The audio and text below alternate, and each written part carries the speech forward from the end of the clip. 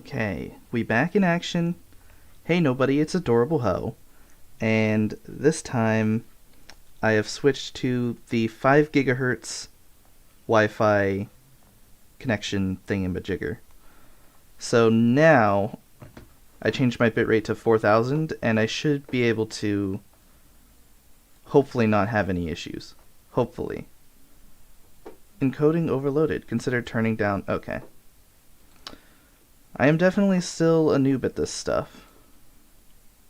I'm gonna take this to I'll just have it at 3500 like I did before. And as you can see, my little thing is green now, and it hasn't gotten red. So I think it's only because I was connected to 2 gigahertz, although I haven't had issues with 2 gigahertz before. But whatever.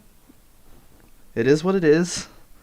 I'm going to attempt to stream a survival world tour today, because today my survival world becomes 5 years old. Oh, I forgot to put that in the title. Gosh dang it. I'm gonna change that real quick. 5 year. There we go. So, yeah, I'm gonna load that up on my phone real quick. Now I can see chat.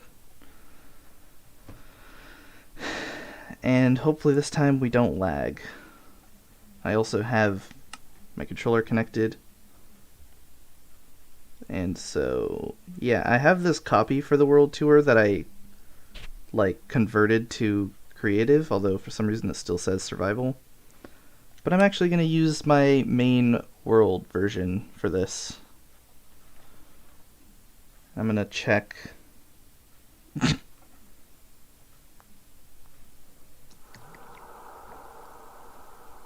me see if I'm still live. Is this somehow unlisted? No, I don't think so. So, oh god, my sensitivities. I need to change all my settings because yes, I've been doing recording. There we go. Don't mind me. And what else? Controller.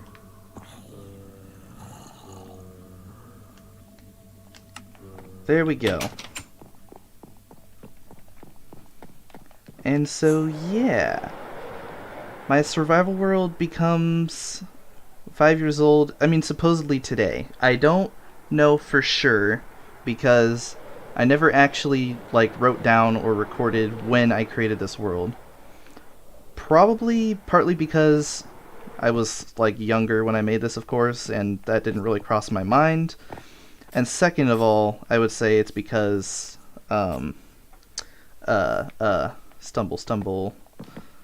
stupidness. But I would say it's also because I didn't expect this world to go anywhere. It was kind of meant to be I don't know. But prior to making this world, I had not really had a very long-term survival world. The longest I had one at that time was 3 months, which was actually the world prior to this one, where I had the 3 months. So yeah. And then also I have to use my phone to read any chats now because I don't have dual monitors anymore because my computer doesn't like dual monitors very much. And so yeah, to start off with, the first thing that I'm not doing this in chronological order, which is how I'm doing the actual video. So in the actual video, it's more of a world history video because I do all the builds in chronological order. Also, I just realized this torch is misaligned. That is bad. Why is that a thing? And my controller is drifting.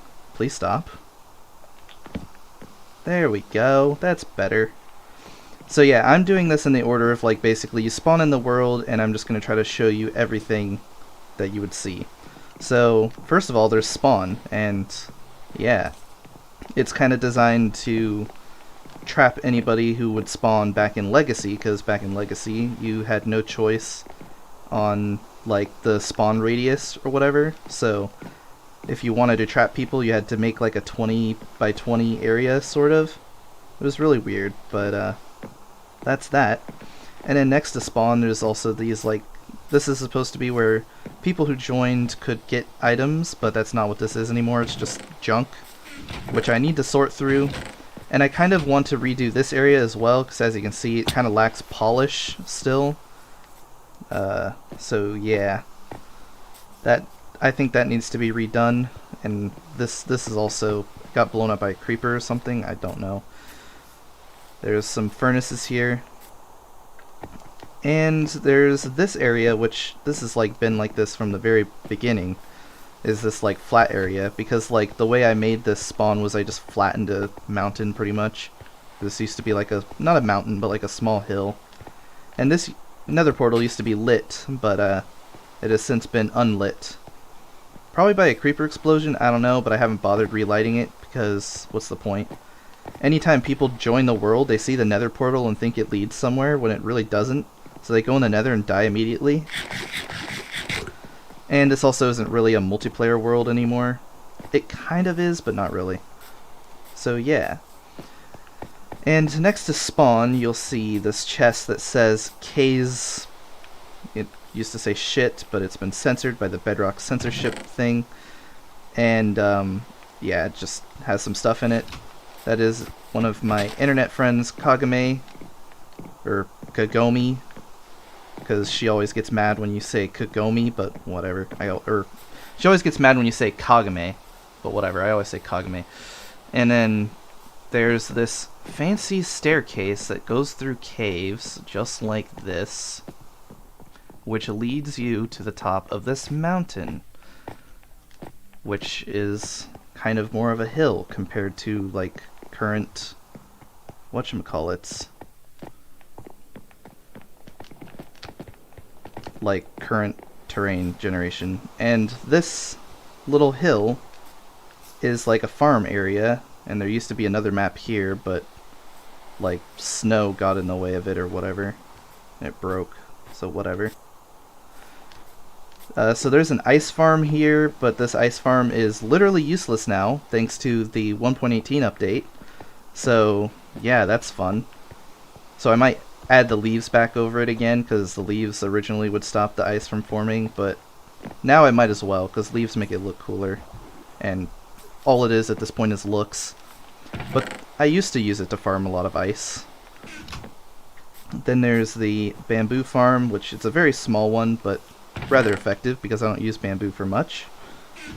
Also, I see chats. Did you start with a set seed or a random one? Actually, that mountain staircase reminds me of Hex. Oh yeah, like, I don't know why, I just really like having trails and stuff in my world. I think it's cool. Although I didn't really do it as much in this world, but in another world I have that's specifically for mobile. You can see the snow despawning, or like melting. But anyways, like in my mobile world, I have a bunch of paths, which is fun. But yeah, and also when it comes to a set seed, this is actually interesting because I didn't watch seed videos or anything. I liked having an original seed. So it's kind of a mix between both, because I would just load up worlds and try to find my own seed that I liked. And this seed actually ended up being good and bad in many ways, which I might end up discussing in this like stream. But yeah. So this was actually like a seed search, basically. Because I'm pretty sure, man, wouldn't it be like such a statistical impossibility if there was a video on this seed, but there shouldn't be a video on this seed. That's all I'll say. There's also a hut, just so you can set your spawn here and sleep today, because, I don't know, I didn't place enough torches here, and I was too lazy to.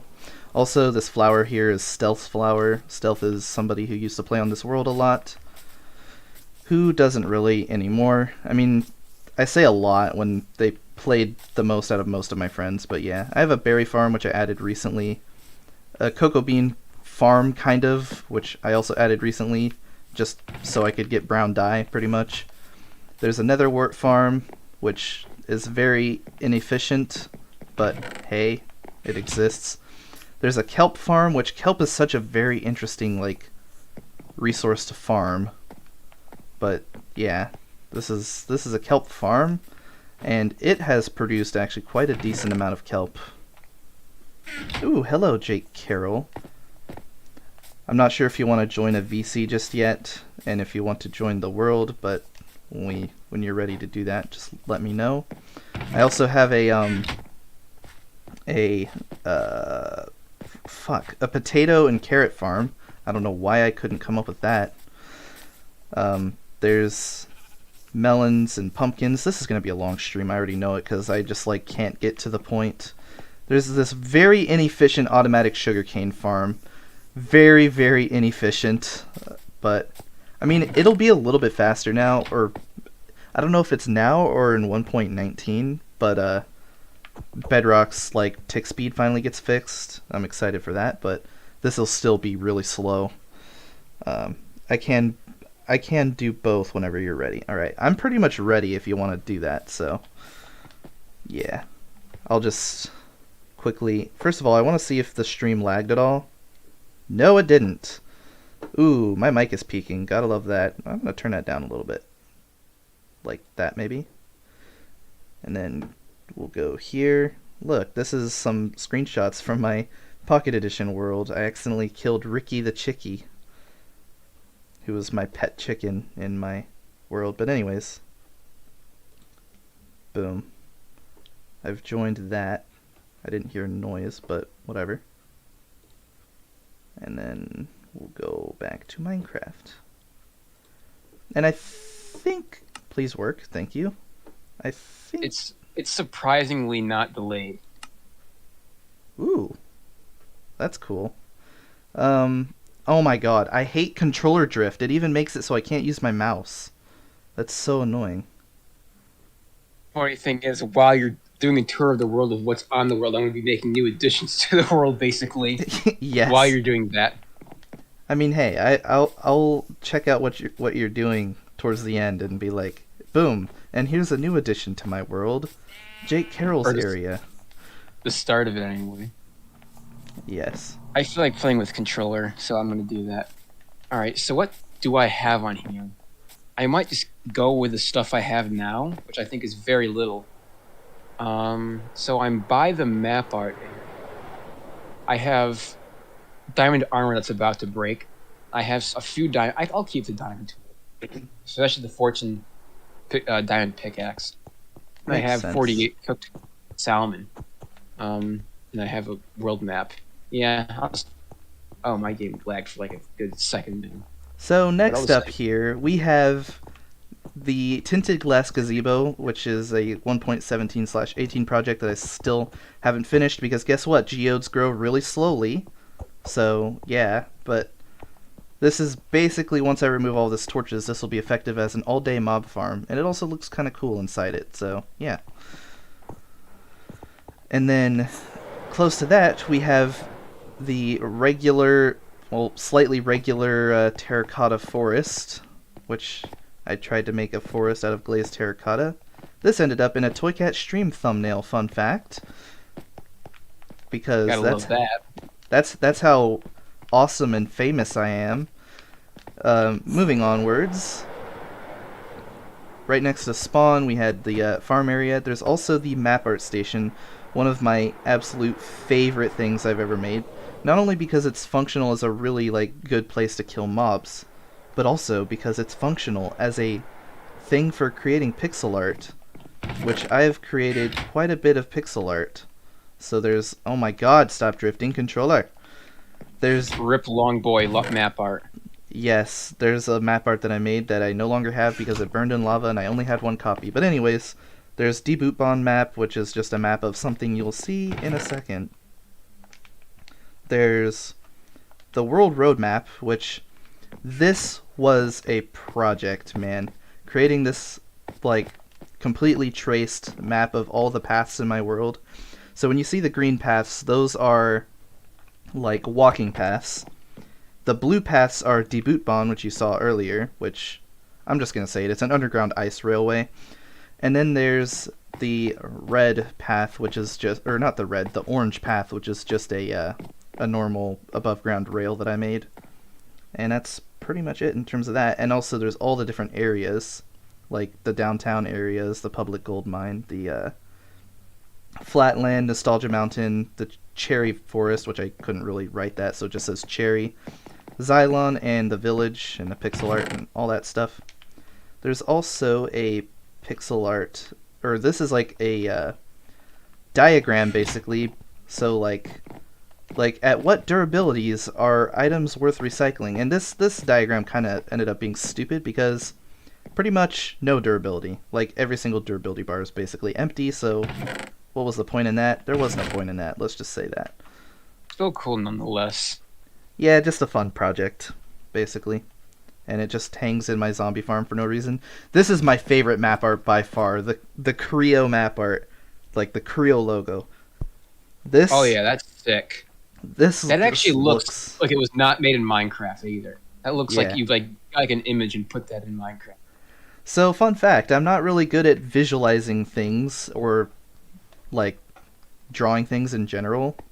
So I kind of used an image, but in like a weird way. So I basically took an image of the Creo logo and I converted it using a photo editing app to like basically be 128 by 100, or is it 256 by, I think it's 128 by 128 pixels.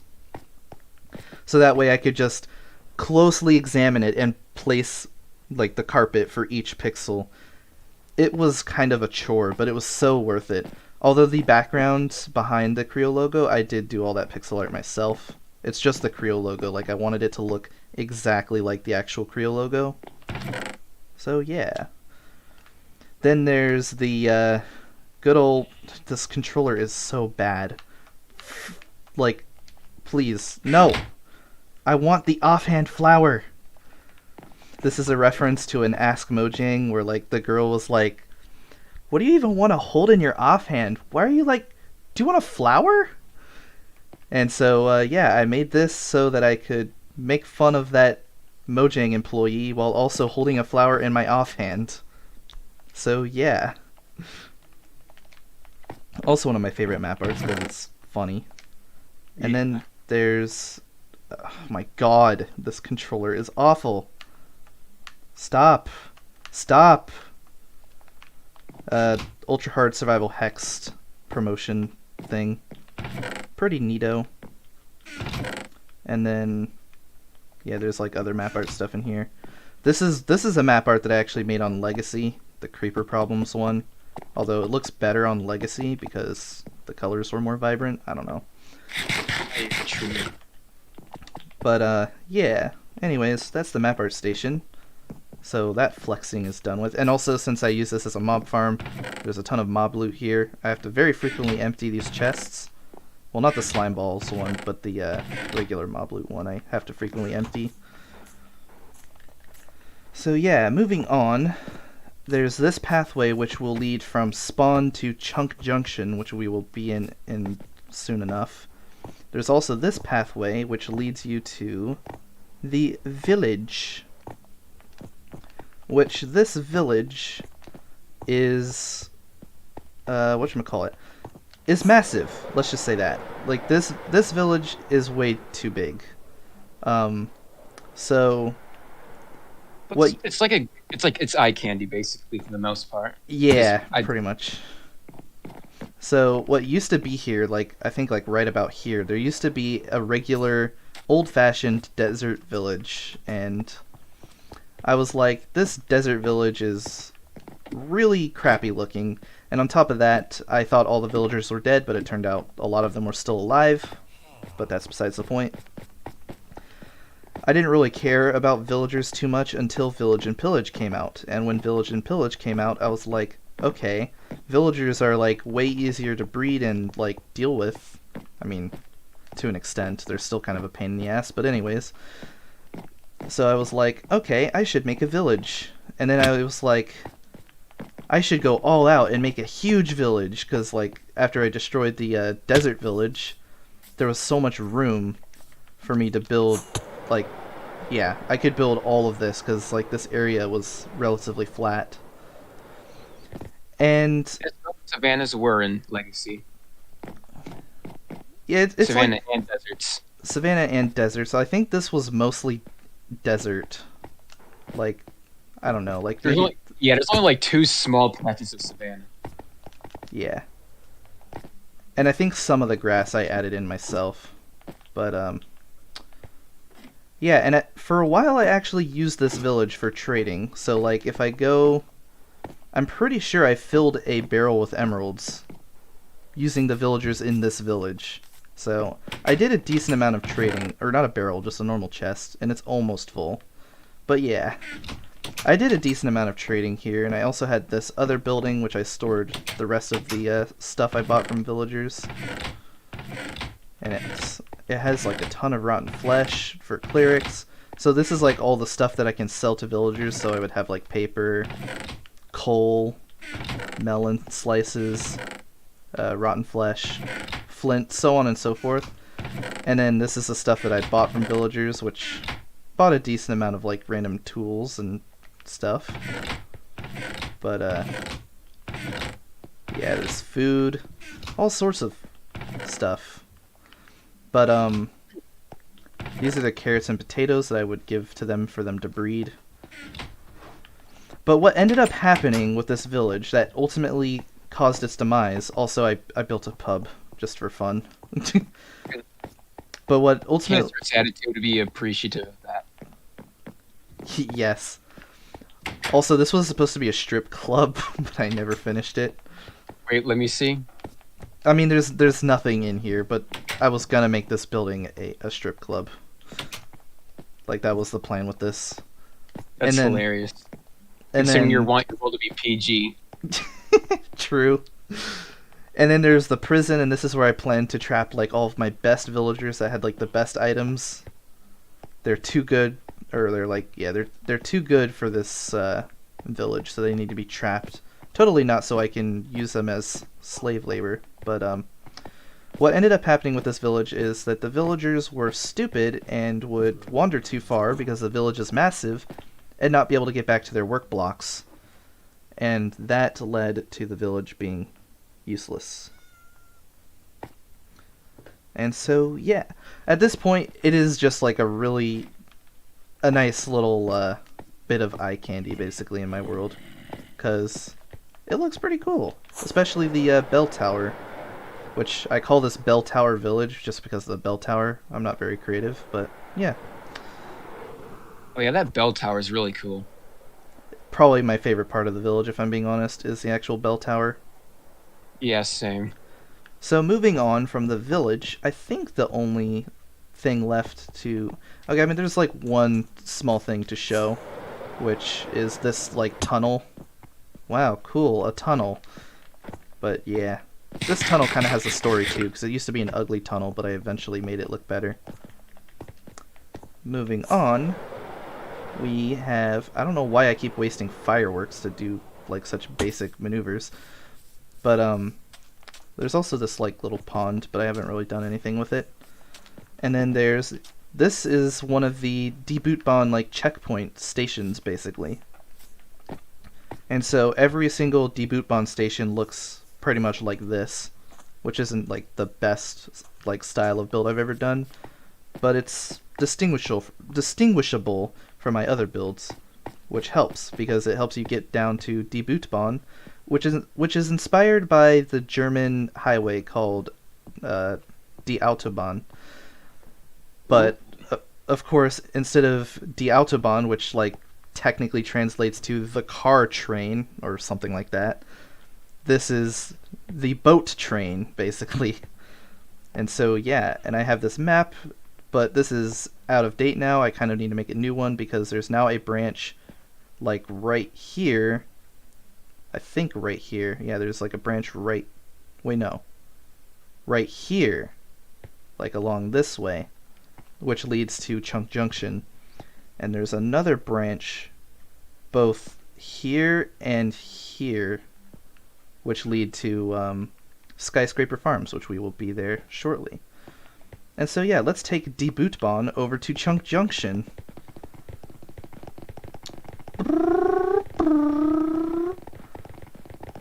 And so yeah, I think this one right here is Chunk Junction. Yes. There's a trader llama inside a boat here, because that seems to be a common theme with Debootbon for some reason. And also, actually, I don't think there is a map here because this is a newly added. Yeah, this is a newly added station, so there's no map here. But yeah, here we go, and now we're at Chunk Junction. So Chunk Junction has a few different builds. Like the first build, which inspired the name, is the Chunk. So, inspired by IBX Toycat, I destroyed an entire chunk, except it's actually more than a chunk because it's 16 by 17. Because I was an idiot and didn't know how to count, apparently. And what I did was I destroyed the 16 by 17 area, which I don't even think aligns with the proper chunk boundaries, so that's like another thing. And I collected all the resources, and there's still some left in here, which is hilarious. And I used them to build another chunk. And yeah, I added all kinds of features to the chunk to make it look more convincing. And I think I did a rather good job. I would agree. Toycat's own response to the chunk was, like, honestly one of my favorite responses in that entire realm review. He thought you used cheats. Yes. He was like, oh yeah, this is like totally a fill command. And that was just so funny to me. Yeah, there's like... Ow. There's a fake dungeon. Okay, come on. Can the firework, like, not be so thrusty? I'm gonna go... It's a rusty. I'm done wasting fireworks, so I'm gonna go over here and use the trident. Wow, look at that. Meow. That's literally the name of the trident. Yes. Meow. And so, yeah, there's some coal ore in this totally real dungeon in this, chunk, and there's a ladder that leads to the frick, ow. I love how ladders have a side hitbox that makes it so you can crash into them like they're a block, like a full block. But anyways, we make it to the top of this chunk, and there's a ton of trees, which is kind of a sign that this isn't a real chunk because the trees are like way too dense, but whatever. Yeah. And there's a sign up here that says, "Thank you, Bold," and that is a reference to somebody I knew on old Minecraft servers, like Pocket Edition servers. And reminds me of Be Bold. Yes, that level was actually was kind of dedicated to that person. But anyways, and so yeah, and the reason I put this sign here specifically is because that server had a funny glitch that caused a bunch of chunks to like regenerate. So there was like a bunch of chunks that were really high up because it was like a super flat, but not an actual super flat. I don't know, it was weird. And I made like a mini survival world on that server, even though the server really lacked features and was like really crappy for survival, but I did it anyways just for fun.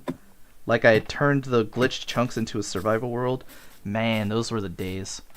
But also at the bottom of this destroyed chunk, there's this little floating thing, because this used to be bedrock, of course, and it has a sign that says, "Thank you, IBX Toycat," because obviously he inspired this. And yeah, I have these thank you... I have one more thank you sign, basically, just thanking people that I really appreciated at the time. I should add more, to be honest, but haven't done that yet. And then, yeah, I also expanded the chunk for 1.18, so... that's pretty neat. Oh, yeah. And there's a little Easter egg here. If I can get to it. Which, okay, I think a better way to get to it is just to go up and try to... I don't think I'm going to try to get into it, but that's where me and Pierre got the On a Rail achievement. So, there you go. I'll have to check that out in the copy of your role I have. Yes. Get the achievement for yourself so you don't have to go through the effort. Oh, yeah. I didn't even think about that. That's like an easy cheat way of doing it. I wouldn't recommend it, but hey, you do you. You might need to fix it, because I think some parts of it are broken now, but I'm not certain. Um, there's a random chest here, because that's a common theme as well. There's just random chests full of junk. Here we have the Mega Auto Smelter, and there's also an automatic composter here, which I plan to make into a building, but it's not a building yet. But yes, the Mega Auto Smelter. This is where I abused a certain Bedrock XP glitch, which I can no longer abuse, but that was fun. I need to put more it was fun fuel while it in. lasted. I know I abused it because I used in my world anyway. I just used it to make a bunch of enchanted book before they patched it. So Makes sense. I just used it to get to a really high number and flex that number in a video, but otherwise I didn't. I used it to also get to 1,000 levels and use them to point out how annoying the Bedrock enchanting system was. But yeah, I did a ton of smelting in this. You can just see like stacks upon stacks of iron, copper, and gold blocks. Especially copper. Copper really hard carried this.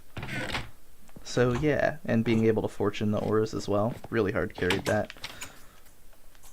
What else? Over here we have an igloo that I made. Not a nigloo, but an igloo. that sounded something like something else. Yes. Also, this looks way different than I remember. Like, it looks darker in here than it usually is, but anyways. Like, maybe the smooth lighting is weird? I have no idea. But yeah, this is based off of something I actually built in one of Andrew's worlds, and I was like, whoa, that's actually kind of cool. I should build this in my world. And so I did. So was it the ice map he was working on? Yeah, he was working on a, like, some sort of adventure map, and there's going to be, like, different sort of, like, kingdoms, I guess, like, sprinkled around the world, and they all had different, like, themes. And we were working on the ice village thing, and I built a big igloo on that one.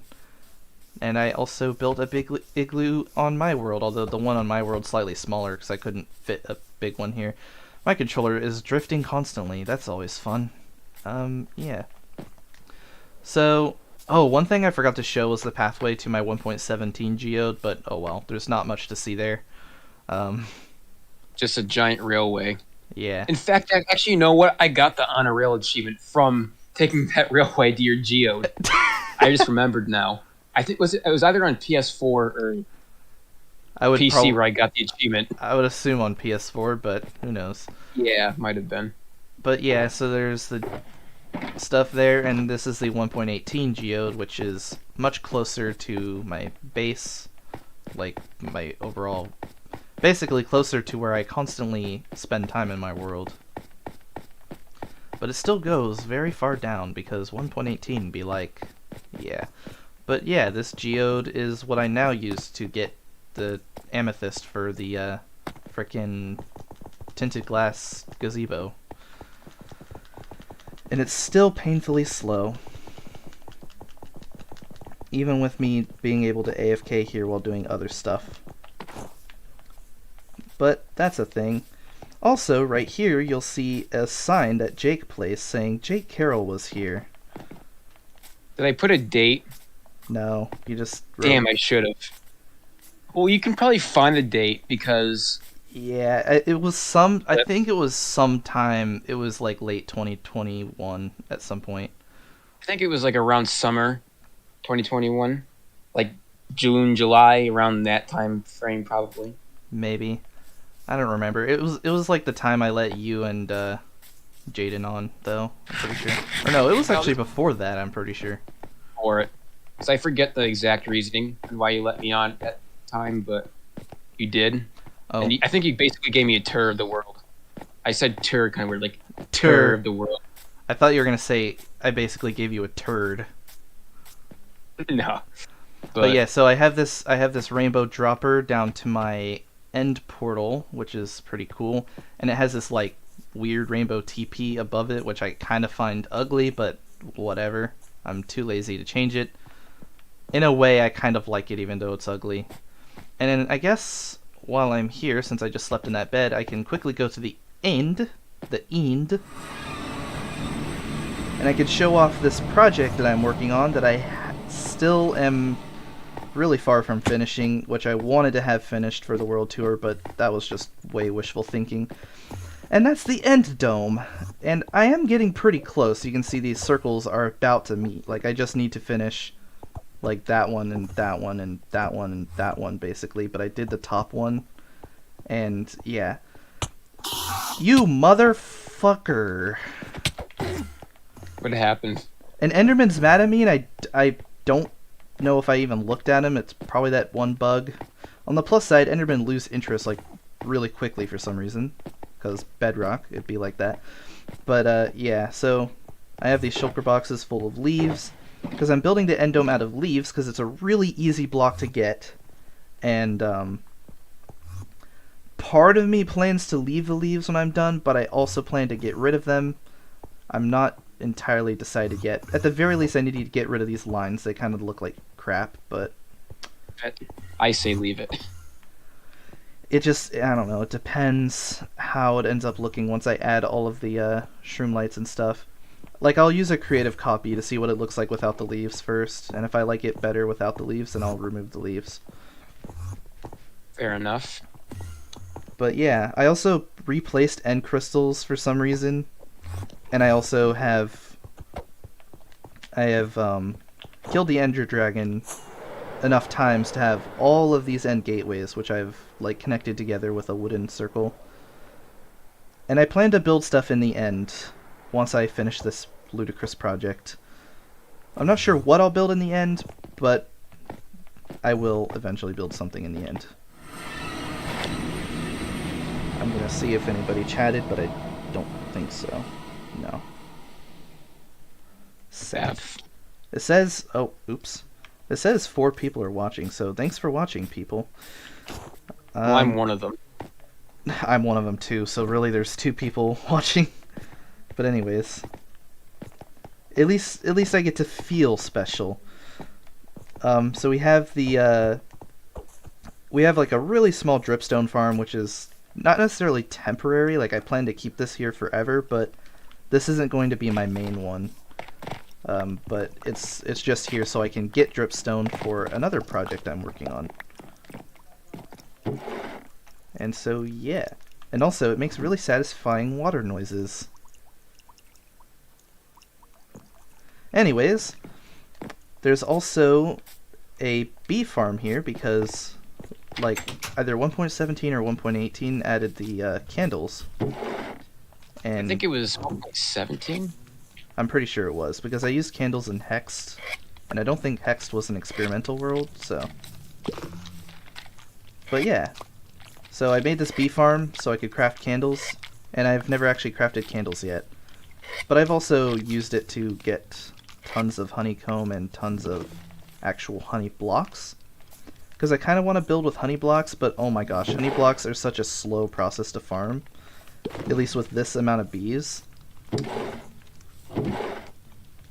And yeah, there's still a bug where shears don't take damage when you use them on, like, beehives, so that's interesting. And so yeah, I have all this honeycomb, and I have some honeycomb blocks, and that's this. Also, I'm really, like, happy with how this looks. It looks like a little greenhouse, kind of, and I really like it. The way the bee dome? Yeah. Yeah, I really like how it looks, too. Yeah. And there's also I copy it in my world. there's also a bridge that goes, it like cut through a oak tree first of all, but a bridge that goes over a swamp into that tunnel that I mentioned before. And there's also a pathway that leads over to the Chorus Forest, but I will go to the Chorus Forest using Debootbon again when the time comes for that. There's also this little, like, I guess,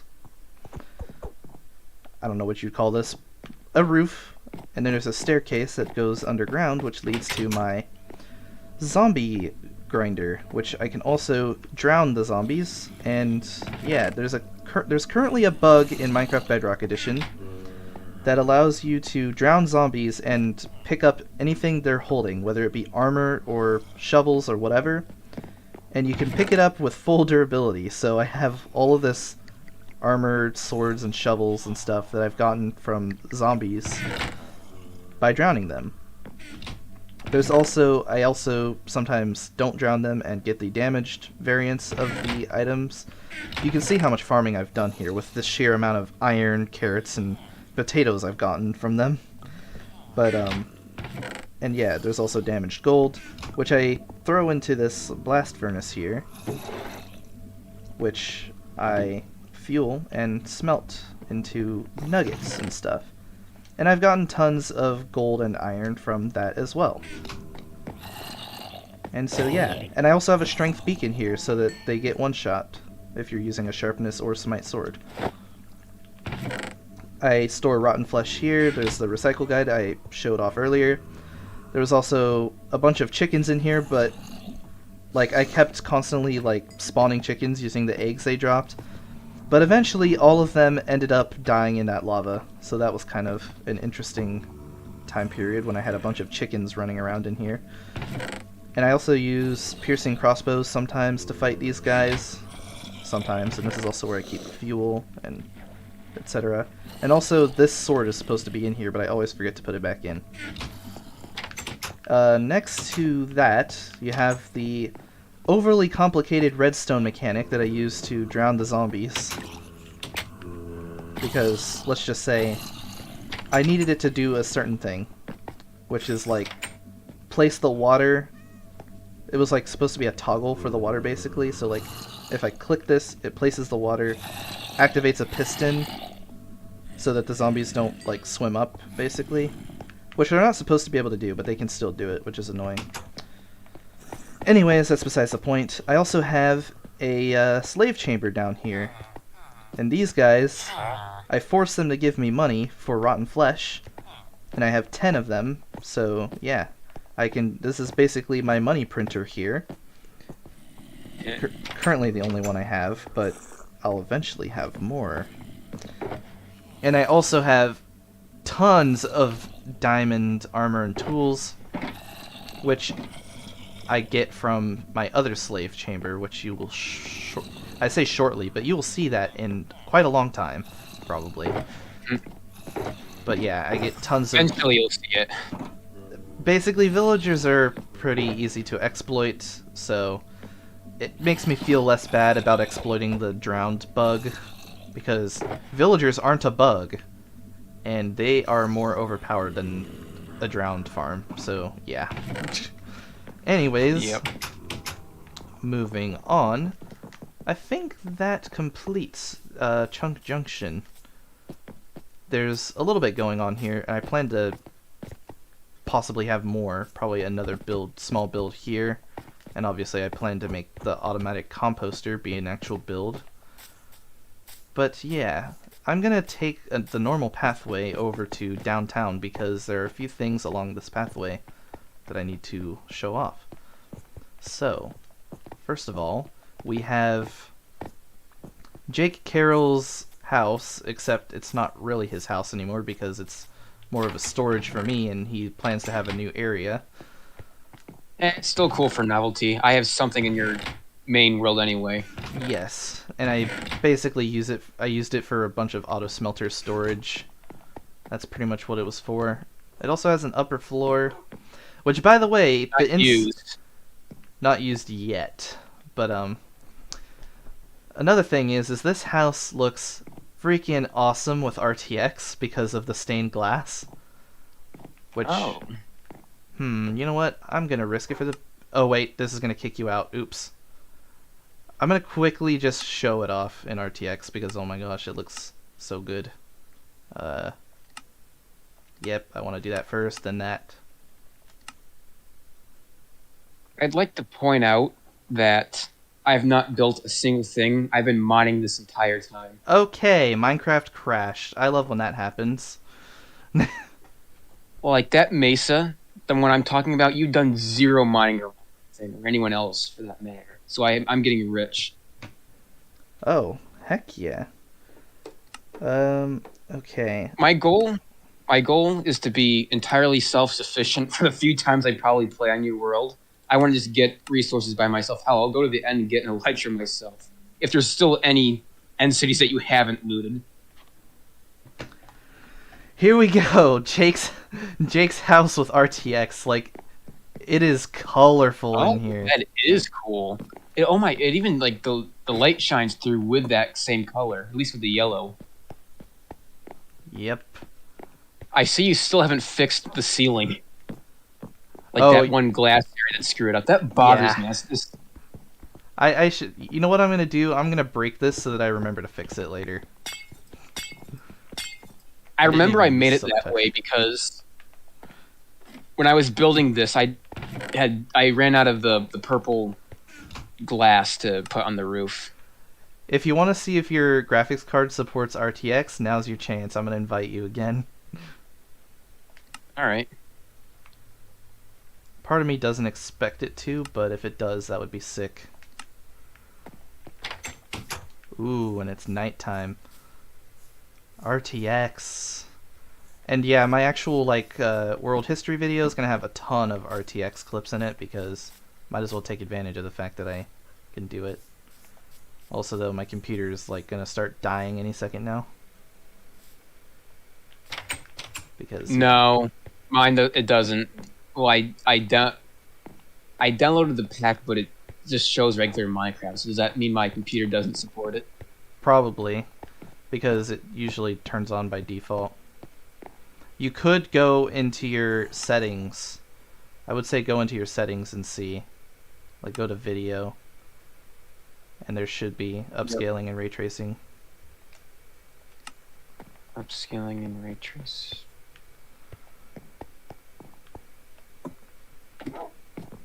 But yes. Yeah, that's not. It's grayed out for me, so I'm assuming that means I can't use it. Yeah. Which sucks, but well. oh well. You can just use Java shaders, they look better, even though you can't transfer Bedrock Worlds to Java that easily anymore. Which sucks. Frick. And honestly, it's really only good for getting pictures and footage. It's not Yeah. it's not good for playing.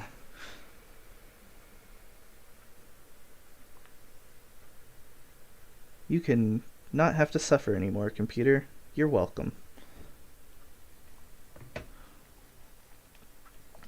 Invite. Boom. Probably should just use my mouse for that, but oh well, too late. And so yeah, that is Jake's house. I'm gonna sleep in this bead again. I'll sleep once I kill this zombie. I hear a spotter close to me. You motherfucker! Great. Now I'm getting attacked by. Oh god damn! That zombie almost killed me.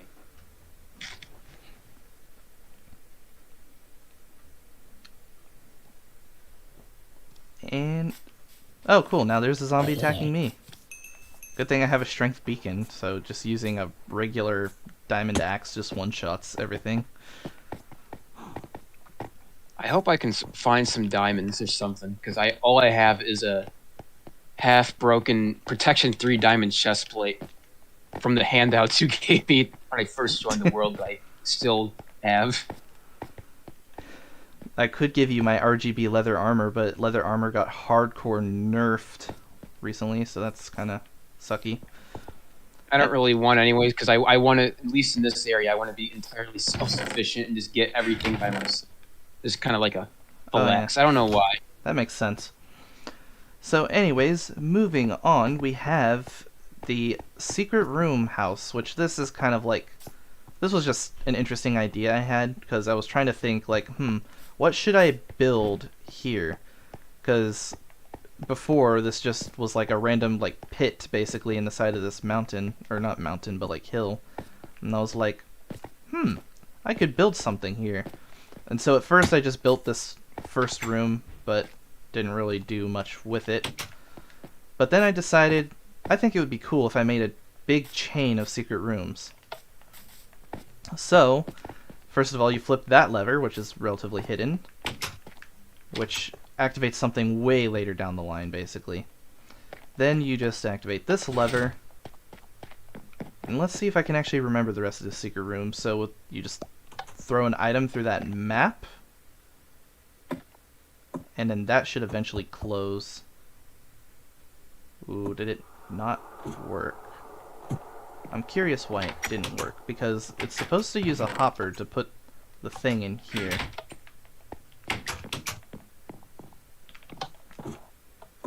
Oh, I did that wrong. Okay, hold on. What's maybe I didn't throw it far enough. Did something get changed about redstone that caused this to brick? That is annoying. Wait.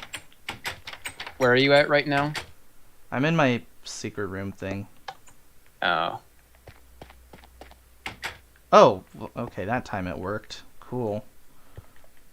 I guess I have to throw it really far, basically. Yeah, okay. See, I don't even know how my own thing works, because I made this and then basically forgot about it completely. But yeah. I forgot about it too. Stop But now I drifting, remember it. controller. And so for this next secret room, you want to grab... Motherfucker. You want to grab... I'll just grab a random fishing rod, I guess that doesn't really matter. You want to not do that. You want to do that. God damn it. God damn it. God damn it. There we go. And then you just want to go like that so that it lands on that pressure plate.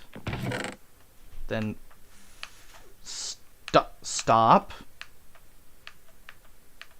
Oh my god. I'm just going to use the trackpad on the controller. There we go. Way easier. And I don't know what this button's for. I think I just put this here for no reason, to trick people.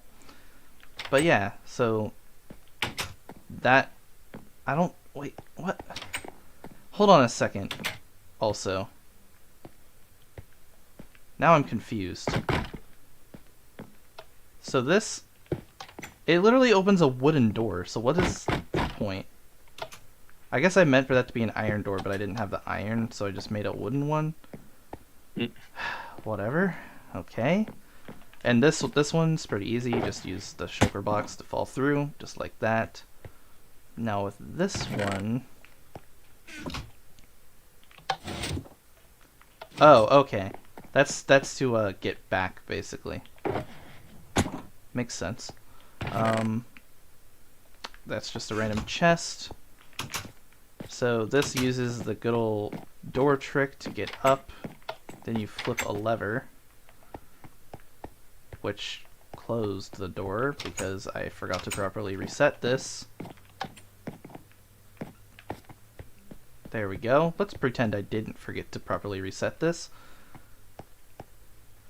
Oh my god. So you see this door that's closed here? Yeah, you know what that means? I have to go all the way back, which I can just use my methods of escape. All the way back.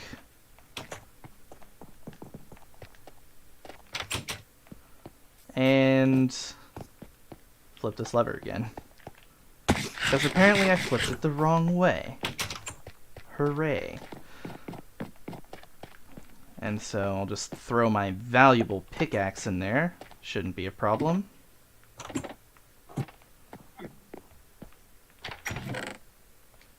No, Wonderful I big diamonds. don't want the stick, I want the pickaxe. Dumb ass controller. We want to fall through here. Then we want to go through here. And now that door is open.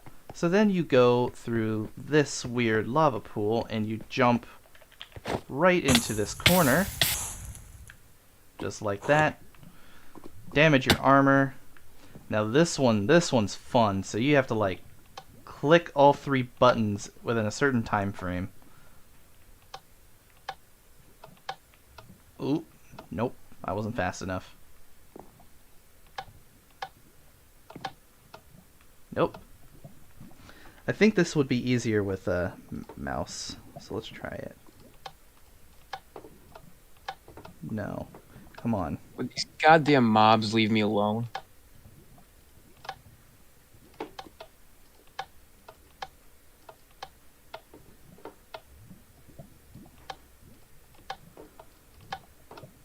come on.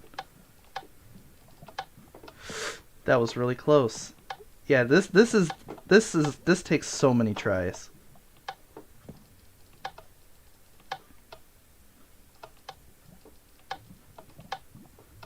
Nope.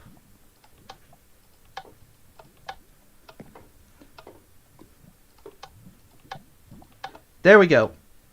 Okay, come on. Why did that not work?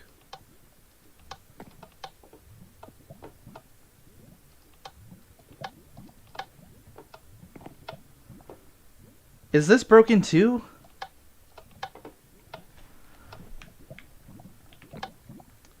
Bug rock, man. There we go. You have to do that so fast. It's like actually... I felt so proud of myself. I have to try to do that with mouse. Like... It's easier with controller apparently, but...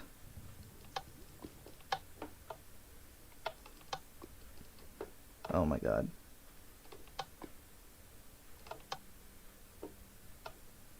Okay, I'm looking way too fast.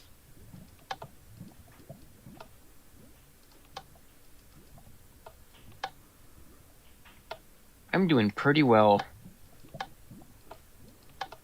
Mining wise, anyway. I'm not doing pretty well trying to do this secret room button sequence thing. I did it with controller, but I want to do it with mouse now for some reason.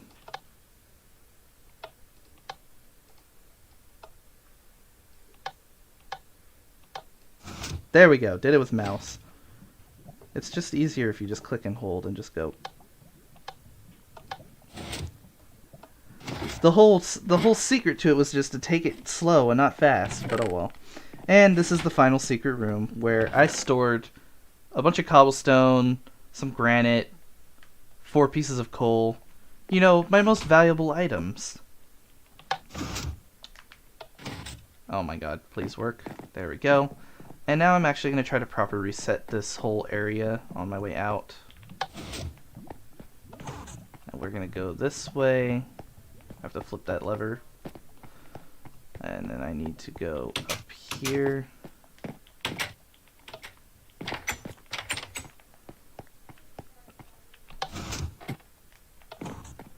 This one doesn't need resetting. This one does need resetting. Even though it really doesn't, but whatever. You technically don't need to use the fishing rods. You can just break the armor stand and move it. But either way. That doesn't need to be reset. This needs to be reset. And boom. That was a very boring part of this video. So yeah, there's that.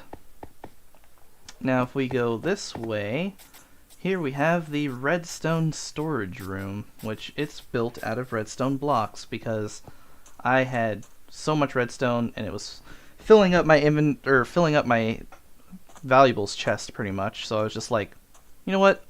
I probably won't use this for much of anything. Why not build a structure out of it? This is actually where I ended up storing all of my redstone stuff, which I don't really have a lot, but whatever, it is what it is. Boom, boom. Okie dokie. That's that. Moving on. We have Stealth's area. So, like, Stealth's area has... First of all, it has this trading stand he made before he realized that wandering traders despawn, no matter if you give them a name tag or not. So, yeah, this trading stand is literally useless, although maybe I could trap a villager in here. Who knows? But, Sean Farmer. yes. I should just put a nitwit in there and name him Sean Farmer. Yes. So we have the 2 giant, or not giant, what the fuck am I trying to say? We have 2 custom trees that Stealth made, which are pretty cool. One has torches and the other doesn't for some reason. You know what, I'm going to fix that right now. This is unacceptable, Stealth. I'm going to use your little lake thing. Here we go. Did he have torches on this layer? No, he did not. But he had torches on this layer. And this layer. Oh, fuck. This layer as well. Maybe just those 2 layers. Oh yeah, it is just these 2 layers that he had them. Shat, I fell. I think I can reach that. Shit. Yes. You fucking batch. You little fucking bitch. I can't believe you. He also has this pond, which he made himself, I'm pretty sure. I don't think this actually existed beforehand. Stealth's very own beacon, which I might steal the iron and replace it with emeralds, because, yeah, I have more emeralds than... Well, I mean, I think I have more iron than emeralds, but emeralds are less valuable to me, so, who knows. But yeah, Stealth's very own beacon, where he got the wither skulls. I helped him kill the wither, but either way, he spawned the wither. We killed it. He got his own beacon. And then... I plan to do the same thing, hopefully, if I play on here enough to actually accomplish that. Wouldn't that be interesting?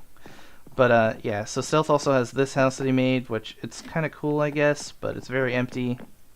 I think he planned to let one of his friends move into it, but I didn't like the friend, so they weren't allowed on the world, and so nobody moved into it. It's just a empty house. And then there's... Was he a Mexican? I don't even remember. It was just some random guy. Very interesting question, though. But yeah, so we have Stealth's house, which is really close to mine. And fun fact, one of my previous friends, Pierre, used to have his house on this like little hill, but Stealth stole it because Pierre like officially declared that he no longer wants to play on the world. So I was just like, oh well, okay, I'll give your properties to Stealth then. So this is now property. How to terraform in Minecraft. That's such a great video. I totally recommend you guys watch it. I gave some really useful tips on terraforming. But it says property of the Zoe. I think he said this because he uses the Zoe skin in Fortnite, but I don't know. Which I think Zoe's from the Season 5, Chapter 1, Season 5 Battle Pass, but I don't remember for certain which Battle Pass it's from. Either way, moving on. So yeah, this actual house is basically empty because there's like barely any room for anything. And so this just leads to an underground base that he made, which is kind of funny. And so yeah, this used to be like Pierre's underground area, but Stealth terraformed it, let's just say. Like this whole area. This used to be like Pierre's quote-unquote secret room. My throat is dying. And yeah, so Stealth... When you cleared your throat, it sounded hilarious. You sounded like a robot making like a beep boop noise when you said that. Oh, I need to hear that now. Oh my god. I hope that happened on stream and not just like in the VC. That would be something. Damn. It probably only happened in the VC. But anyways, so yeah, Stealth terraformed this area as well, as you can see. And then Stealth has an iron golem in his house named Phil Swift. And he has an egg named Roger, which is probably a reference to something, but I don't know what. He has a clock, a bead, and a dog named after the devil, apparently. And an ender chest. And then he's anvil here, I guess. And there's also a secret path, underground pathway, that leads you to another thing that Stealth built. When we go to it. Bum, bum, bum, bum, bum, bum, bum. Which is this little pool thing, basically, which used to just be like a normal crappy lake. And this is where Dinnerboat is, which is a pig named Dinnerbone inside a boat. So it's Dinnerboat. Okay. Originally, the pig was not named Dinnerbone. It was just a random pig that spawned, and it randomly wandered into a boat that for some reason was in a like naturally generated lake. And so the pig boat was born, which like apparently on Legacy mobs don't despawn when they're in boats. That's not the same on Bedrock. So it's actually a good thing that pig was named Dinnerbone, because otherwise it would have despawned when I switched to Bedrock. So yeah. Interesting.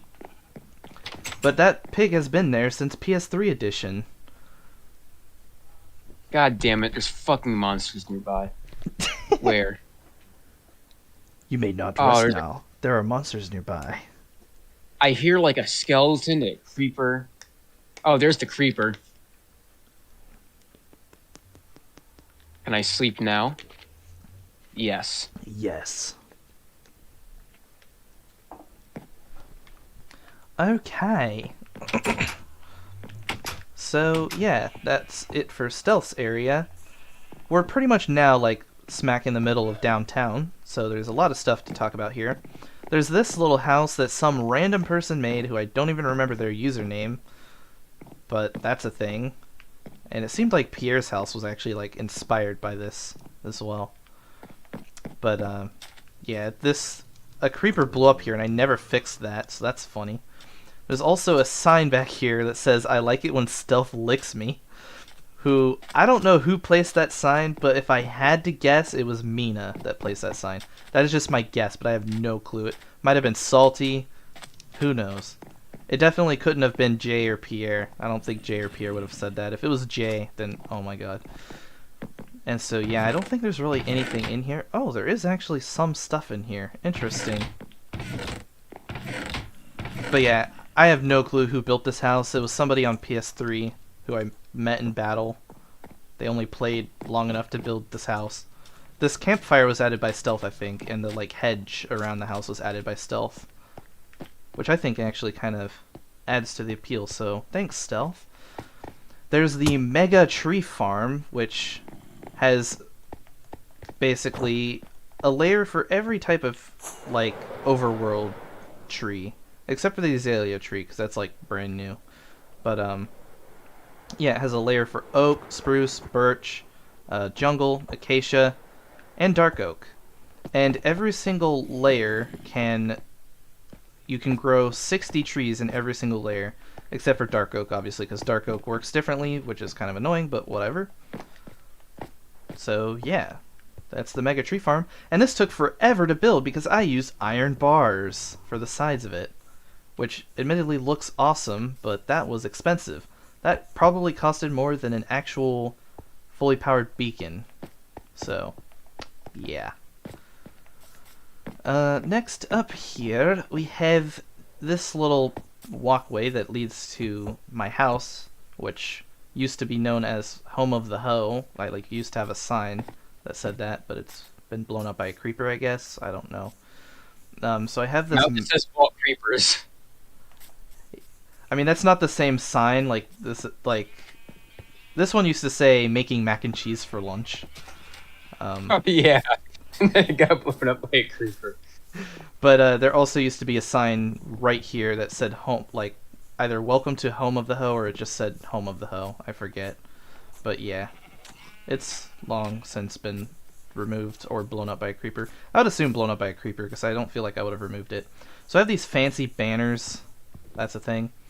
And I have this like 4x4 level 0 map wall, which basically just covers downtown and Dusty Peaks, and also a few other things.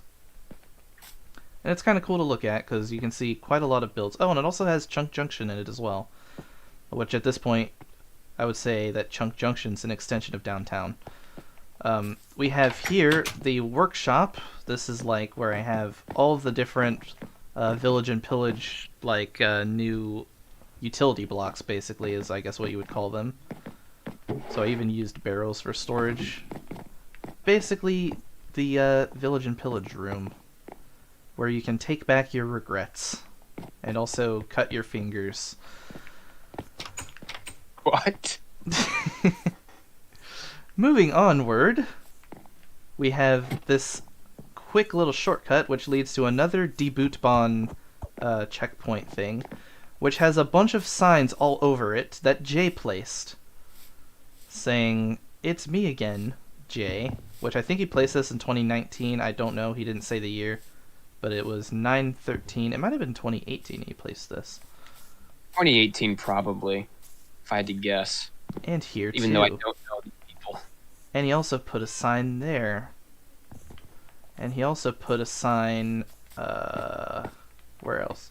He put a sign here. And a sign here. And here. And then I put this sign here. Yeah, if only he wrote the year. And there's also 2 trader llamas in a boat, which I just leave here because it's funny. And I guess while I'm in the Deboot Bond station, I also might as well show the fact that there's some boats trapped in the ice, which I also find kind of funny. Now I shall go back because I have not shown everything in downtown. So yeah, I've shown this area. You know what? I might as well show my house because I'm gonna forget if I don't. So you've already seen Dinner Boat, which I consider a part of like my house basically. So there's this hallway. Here's my bedroom, and look at all the freaking decorations I've spammed all over the place. We have the Cursed Ink Sac, which this ink sac cannot be crafted into black dye, and is also useless for many other purposes. I think you can only use it to dye shulker boxes pretty much, and that's it. It's useless for everything else. I have a dragon head here, which I don't have a way to actually power it for some reason. I probably should add that, but oh well. Random pieces of string, because why not? I have these leaves here above this crafting table. There's a random pillager banner, which is like halfway underground. I have some glowberries here, which they have never grown, which is kind of sad. I have a birch sapling in a flower pot, a partially eaten cake, the ruins of the desert village, because yeah, like I mentioned before, there used to be a desert village, which I bought enchantment bottles and a pumpkin pie from villagers there. Fun fact, there's this leather armor, which I got the tie-dye achievement with. There's a dead bush in a flower pot here. There's my dragon egg. There's random amethyst hanging from the ceiling. And there's Google Earth, which this actually used to be a 3x3 map wall of level 3 maps, but that got like basically reset thanks to the switch to Bedrock. So I just ended up putting Google Earth here instead, which it's basically a very similar map wall but shrunken down. It's only a little bit smaller, but whatever. Diamonds. At least 4 of them. Congratulations! You found diamonds. There's a suspicious stew in an item frame here for some reason. Here I have like what used to be a few double chests that said wall fund, but I decided to make it look a little bit nicer and more integrated into the house. And this now just has a bunch of obsidian, which I should probably do something with, but I haven't done anything with yet. And these are basically my junk chests. There's lots of junk, which I should probably sort through. We have my music disc collection. Shulker box is full of terracotta, apparently. We have some cobbled deep slate. This is basically... It also has my Illager banner collection. But otherwise it has 1.17 like blocks in it. This is where I plan to fill a shulker box with Totem of Undyings and basically blow them all in one video. Which I forget, like the best way I would be able to do that is to be inside a pen full of Johnnies or something. Yeah, probably. Which would be hard to... You'd have to start a raid and then not finish it, and then do it that way, because Vindicators don't spawn in Pillager patrols. Yeah. Which kind of sucks, but oh well. I have this sign here that told me to build these 3 things. Memory Lane, which I have not built yet. Water Tower, which I have built.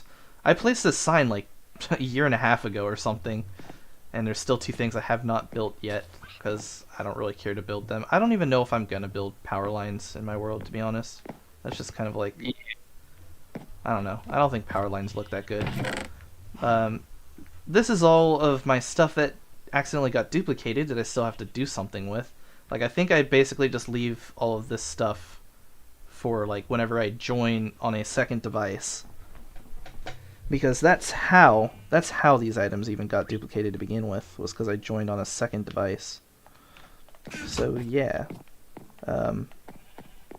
Good stuff, enter here, which just leads to the kitchen, which there are furnaces here that never get used anymore. brewing stands here that never get used anymore, but I do still use the food storage.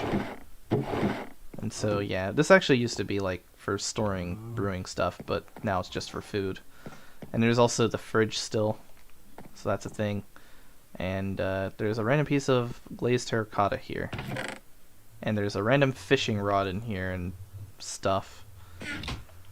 This iron shovel's been in here since PS3, because I remember, like, when Elijah was on this world, I was like, we need to put all of our damaged iron stuff in here so we can smelt it. And I put the damaged iron shovel in here, and it's been there since PS3. That's actually kind of funny to think about. It is. It's been there for 5 years. Never bothered to do anything with it. Yep. And so we have another junk chest, basically, like hidden behind these trapdoors. So that's like a little Easter egg. I have a map in here that says Dubis here, and this is when PS4 edition first got the differently scaled maps, which was added in the Village and Pillage update. And so, yeah, so that's kind of cool. That's here now. I have an ender chest here, which is where I keep my elytras, such as the one named Burb, and so on. I also have my, like, semi-main storage here. Got mob loot, miscellaneous garbage, a, like, weird hiccup thing, all stone, which this is a clusterfuck of random blocks, tools and armor, which just has junk tools and armor in it now because I keep all the good stuff in a different building. Basic tools, which has also a bunch of junk in it. I should probably do something with these end rods. I have a lot of end rods.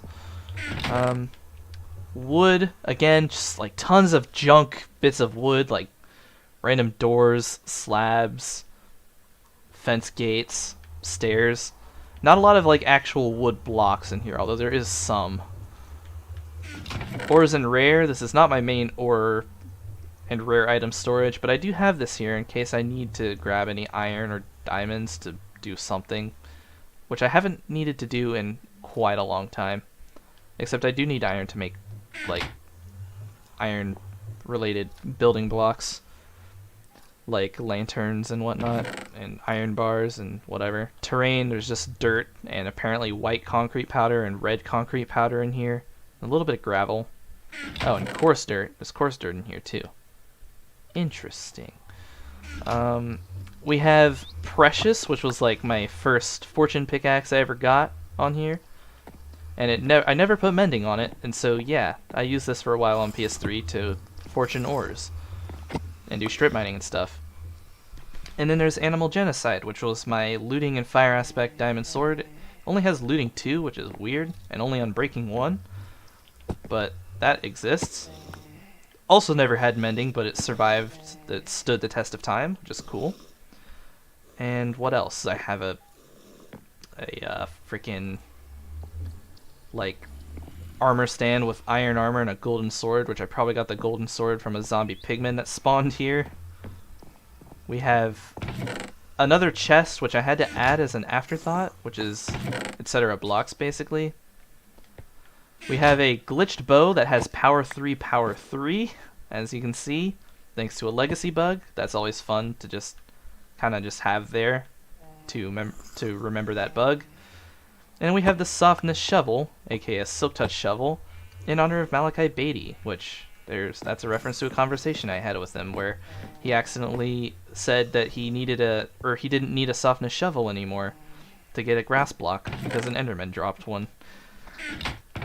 I have enchanted books in here, but not many, which I should probably get them out of here because they don't really serve a purpose being in here, but whatever. What else? This trapdoor leads to, like, what used to be my recycling system, but I never use that anymore. But if I go to the recycling system, frick. Oh yeah, see? I've completely erased the need for it, but there used to be hoppers, and the hoppers would fill up chests where there would just be a bunch of junk. But now it's just a bunch of barrels with a bunch of junk. So that's a thing. And I have a random cactus here I forgot to mention. Just a random cactus. It's pretty useful for throwing garbage in. Like, if my controller would stop drifting, I'll just do this. String. Yay, it's gone now. I think that's mostly it, except for the secret room down here, where this is where I've basically wrote that I created the world on May 7th, but again, that's only speculation based off of footage in my Google Photos.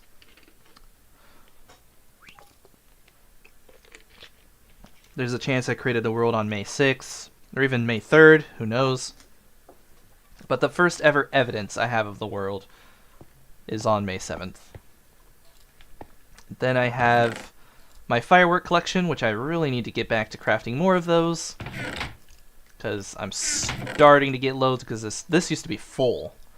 But yeah. Although I have been using Riptide more and more, so I don't really need fireworks anymore. Same. It's mildly less convenient in certain situations, but it's you don't need fireworks, so in my opinion, it's worth it. Kind of evens out. It's basically infinite fireworks because it's infinite, slightly less useful fireworks, which I don't mind. Yeah. Because using Riptide doesn't use durability on the Trident, so as long as you don't use it as a sword or anything, you don't have to worry about losing durability. But Yep. I have a Bottle Enchanting collection here, which I'll probably never use because Bottle Enchantings are quite honestly too expensive and useless. Like, they're too useless for how much they cost, basically, so they're more of just like a nice flex, like, wow, look at all these Bottle Enchantings I have.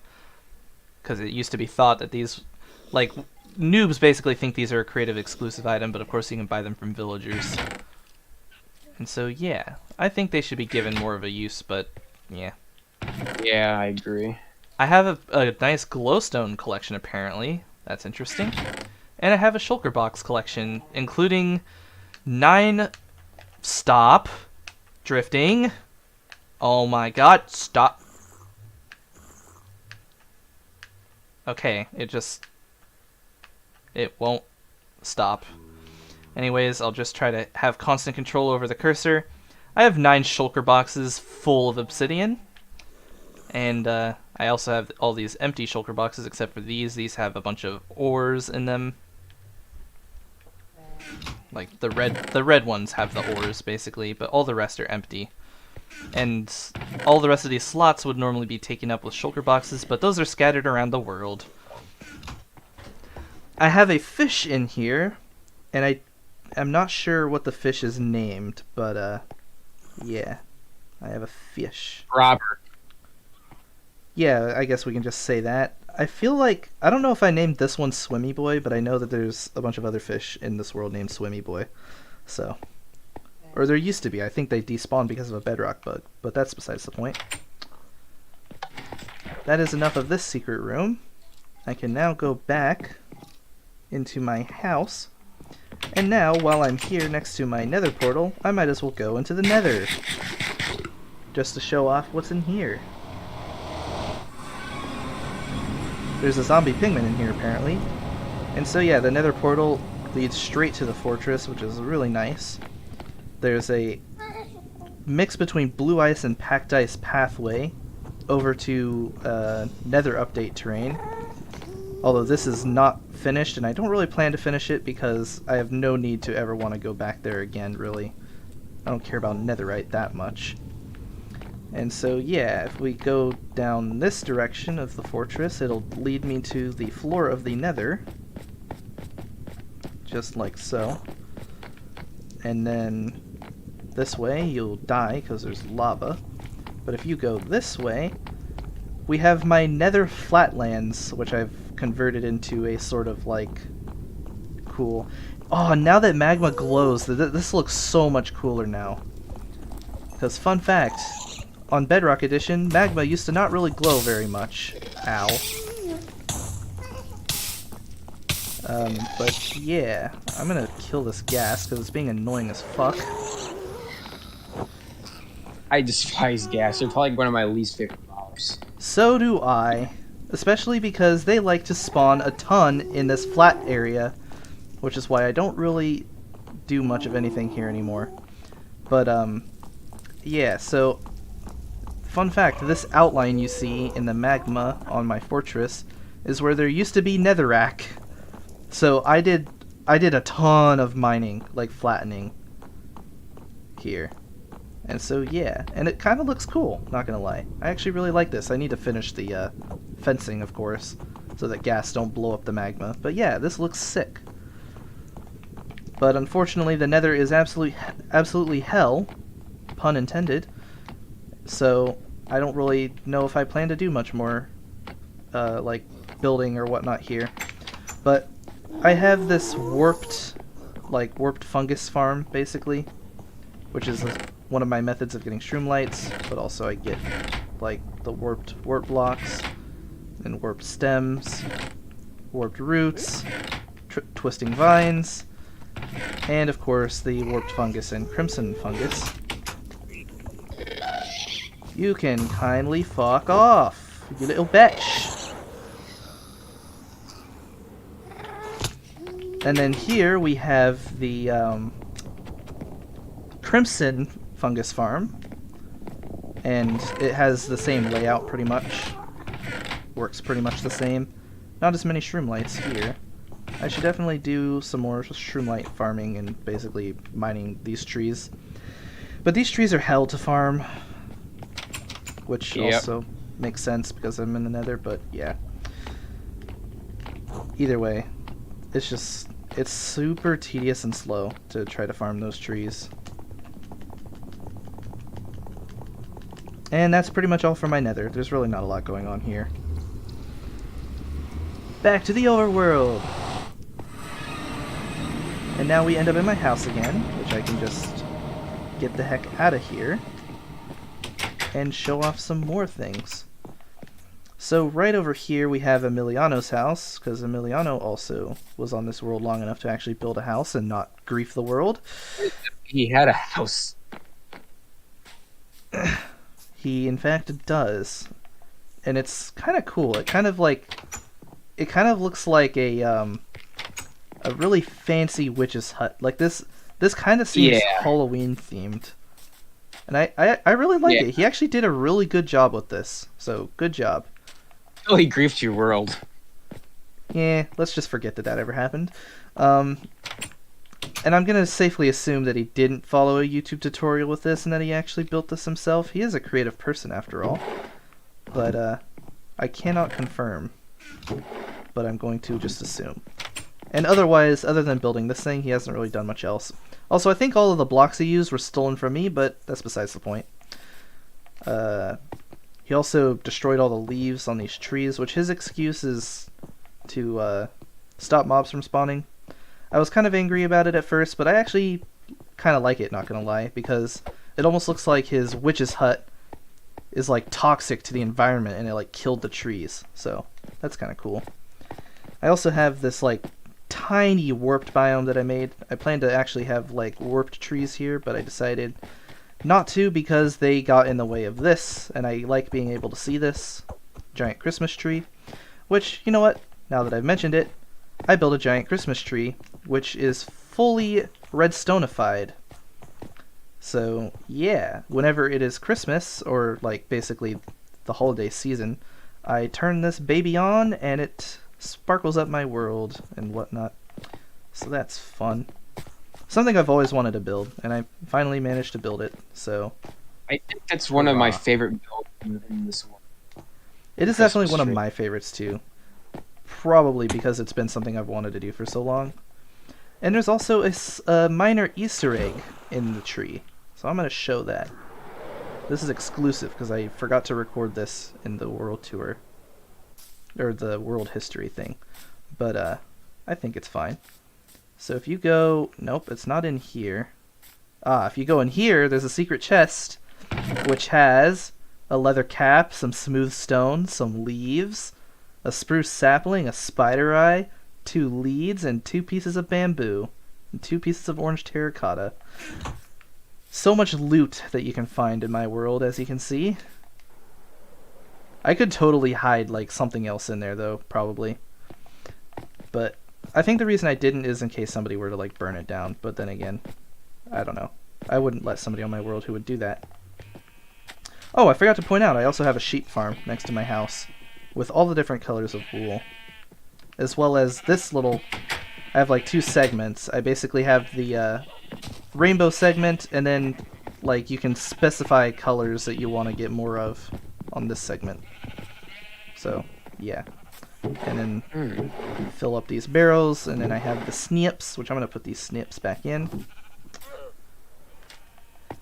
Now, moving on, you can see the water tower. I mean, that's pretty much just for decoration. Because what used to be in its place was a really shitty mob farm. And now it's just a really shitty, well, not shitty, but like a really useless build. Just like the mob farm was. But now it looks a lot better. So, that's that. Moving on, we have the shell of my OG beacon that I built on PS3, which it still has all the iron blocks in there. There's just no beacon. I should maybe put the beacon back. Yeah, you should. I guess you respect the OG beacon. I don't know. Iron blocks are in there. You might as well do something with it. Yeah, I might as well put it back because the blocks are still there. But I'm pretty sure I removed it because it was causing lag. But now that I'm on PC, I don't have to worry about that. So that's fun. Moving on. Yeah, I'm pretty sure that's it for that. We have my leather armor collection, plus the leather armor I have right here, which is the RGB leather armor, which kind of looks like crap, so that's why I'm wearing it first. But yeah, I have this like yellow to purple fade. I have like light blue on top of dark blue. I have like a full velvet red, which looks sick. I have orange to purple again, but it's like a different type. Like this is yellow to purple. This is orange to like magenta. Then I have yellow to white, which looks kind of cool. Then I have white to blue. And then there you go. That's my leather armor collection. Which, man, kind of sucks that leather armor got nerfed, because this armor used to be really powerful on Bedrock Edition, but now that we have the same... What was that? I mean, it makes sense, though, that Protection 4 leather armor should not be as good as regular netherite armor. Logic-wise, anyway. Frick. That is true, but it's like so underpowered now. It's kind of sad. Like, I wish it was at least as good as regular iron armor, but no. I mean, maybe it is as good as iron armor. I don't know. I have to like run the test again now, because it's still good against like normal attacks, but now like armor supposedly, like armor has a toughness value, and I guess it like breaks down the stronger the attack is. So like if an Enderman attacks you, you can now be force shot by an Enderman if you have full protection 4 leather armor. Whereas it used to take like 10 hits from an Enderman or more to kill you. So that's very annoying. It got like really badly nerfed. It's like almost useless now. It's only useful against like zombies and stuff, where you still only take like half a heart of damage each time. But anyways, next up we have the potion bottle, which this is like my headquarters for brewing. I store all my healing potions and my regeneration potions and my swiftness potions, so on and so forth. And I have all of my ingredients here, and brewing stand fuel apparently is also a thing. There's nothing here, so that's fun. And just absolute tons of brewing stands, which I think I originally only had like these ones, but I think my brother added the 2 up here, which fair enough. And there's tipped arrows as well, so you can do tipped arrows here. There's all the bottles and whatnot. More tipped arrows. Oh, so that's cool. This has all of the positive effects of tipped arrows, and this has all the negative effects of tipped arrows. Neato. And so yeah, that's that. I wonder how many times I've said, and so yeah, that's that in this video. I do similar things. So moving on, similar to the potion bottle, this thing and this thing are all the same type of build. They're basically just headquarters for a certain style of like loot, basically. So this is the armory. This is where I store all of my diamond armor, iron armor, chain armor, gold armor and tools, as well as, like, obviously it has all the tools as well for iron and diamond, and netherite. I forgot to mention netherite as well, but I don't have much netherite stuff, so yeah.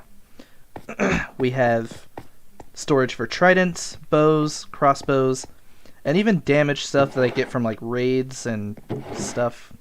So got tons of that, which I have really not much reason to keep, but I keep it anyways because I'm what they call a hoarder. And then I have my totems of undying. And fun fact, I am so rich in this world, as you can see. I mean, although actually there's quite a bit missing because I'm trying to enchant a bunch of stuff, but yeah, look how rich I am in this world. To the point where I had to make even more storage after my crazy storage overfilled. So we have the overflow, and yeah, there's storage upon storage here. I just made as many barrels as I could. And so far, where you see this torch from, like, here? Yeah.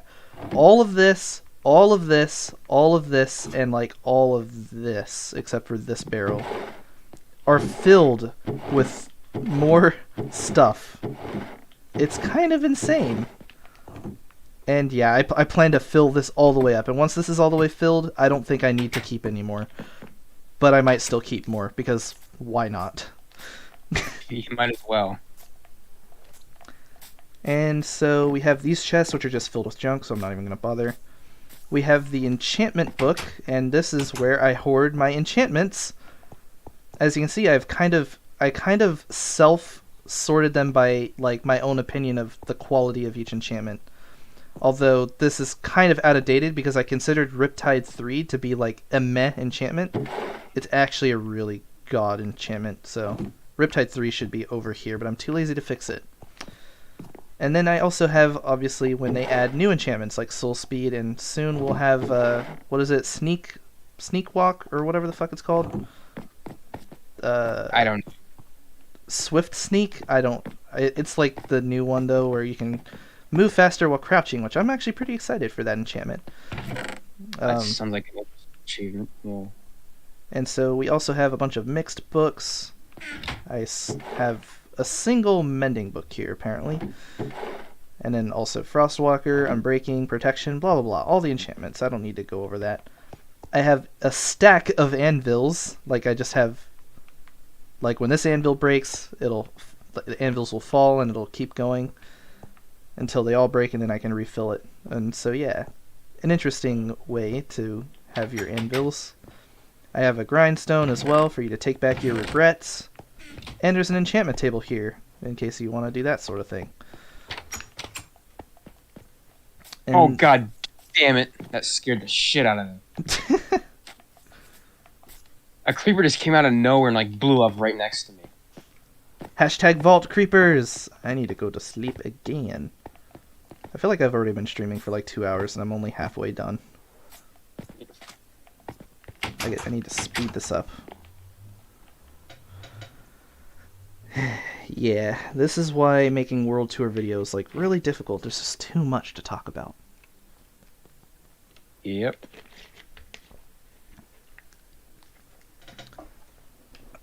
Okay, let's continue. Let us continue. So, over here we have a fishing dock, which this is not how it used to be. This used to be raised up a few blocks and be only made out of oak wood, blah blah blah. But Stealth decided he wanted to change my build because it did not look good enough to him. Which normally I get really frustrated with him for doing that. But in this case I was like, okay, yeah, that actually does kind of look ugly, so go ahead and change it, I don't care. And so yeah, so this is more of Stealth's build, even though I originally did have my own dock there. I have this singular automatic sugarcane harvester. This was only so that I could quickly bone meal and harvest it, and I didn't have to bone meal, break, so on. But this remains for some reason. And yeah, like, my main sugarcane farm for the entire world used to be this. Just sugarcane placed around this little lake, basically. And, I mean, hey, it's functional, and it actually kind of looks cool, so it is what it is.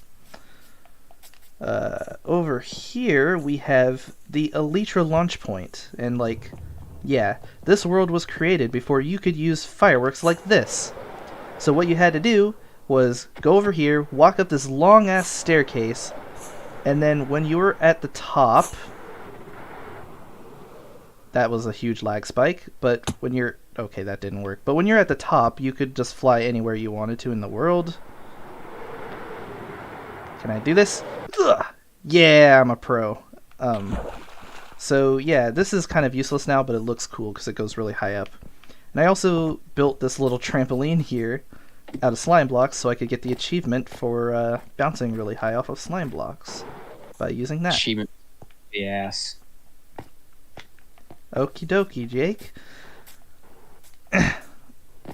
Moving onward, we have a little fishing spot that I made right here. And I can store cod, salmon, well, like, you get the idea. I can store everything I get from fishing here and also the fishing rods. And I don't exactly remember why I made this other than when you're in here and you're fishing, you can basically see if a mob is about to sneak up on you, so you don't have to go to sleep every night. And so, I guess that's pretty much why I made this. It's to be safe from mobs. And then that's it for that. Over here, we have... let's see, what else have I not talked about other than Elijah's house? So we have Elijah's house, who only played on this world on PS3, so this is like a really old build, and it's since been kind of griefed and like looted. Somebody tried to trace back his secret chest. Okay, I just got stuck in here. That's fun. I have to waste a firework to get out, if I even can. There we There we go, I got out. I could have just broke blocks, but that was more fun. So yeah, Elijah's house. I mean, there's not much to say about it. It's a really cool build, but it has long since been abandoned, because Elijah has not played on this world for more than 4 years. That is a lot of years. Yeah, indeed. But he had a tiny-ass netherwort farm here, apparently, and a tiny-ass melon farm. But, I mean, hey, it works. This is where Elijah used to have a skeleton horse, but the skeleton horse has since been stolen. And there's this, which I don't know what this is and why there's dirt on top. Again, I think this is where Elijah trapped his skeleton horse, but I don't know for sure. Also, I just realized this is still here. This was something that Stealth made. I don't know why this is still here. I could have sworn I got rid of this, but yeah, this is something that Stealth made. Is there an inside? No, there's not. So that's interesting. I don't know why that riptide didn't work, but that's also interesting. So yeah, there's this weird wooden platform that Stealth made.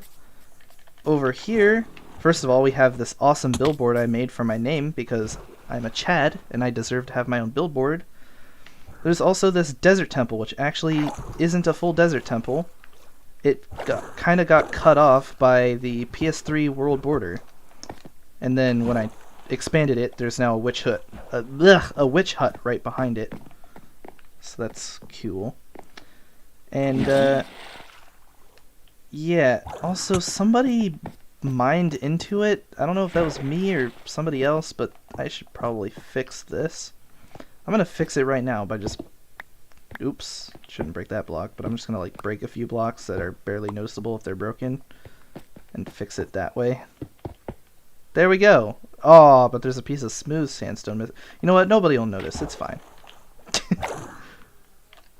Sorry to interrupt, but do you know where like the nearest Nether fortress is?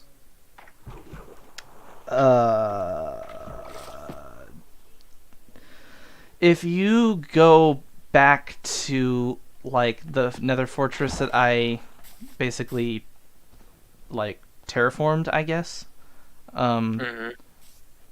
and you follow that like blue ice pathway, it should lead to another fortress that I think still spawns wither skeletons, but I'm not sure. Anyways, I'll there's try also that. there's also an enchanted golden apple on top of the cut off desert temple.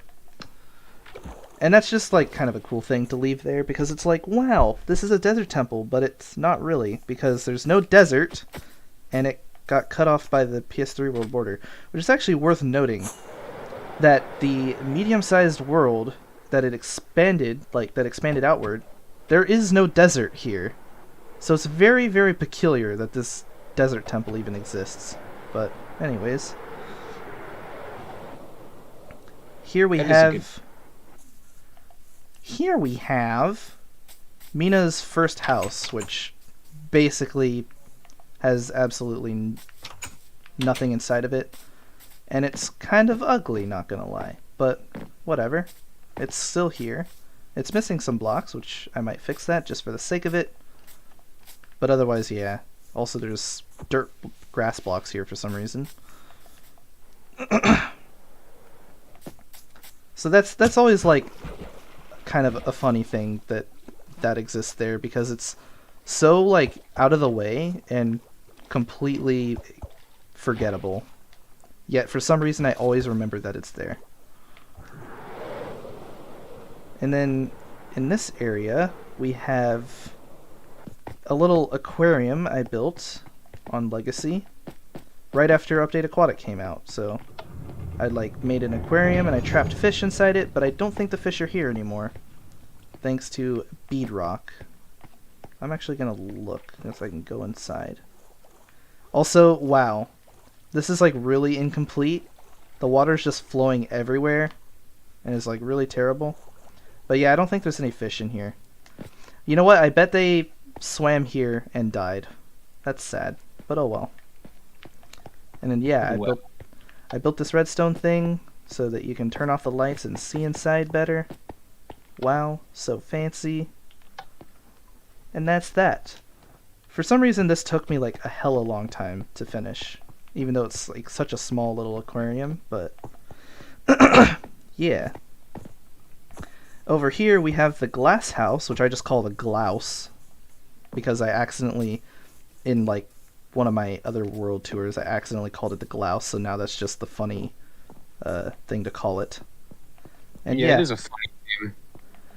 and so yeah, it's like a house made entirely of glass, based off of the like idiom, or if that's even what they're called, but like the idiom that says people who live in a glass house shouldn't be the ones to throw rocks. And so yeah, if you live in this house, make sure not to throw rocks, even though you can't throw rocks in Minecraft. But I mean, you kind of can, but not really. I also tried to make an automatic sheep farm here, but it kind of failed, so I never finished it. It sort of works, but barely.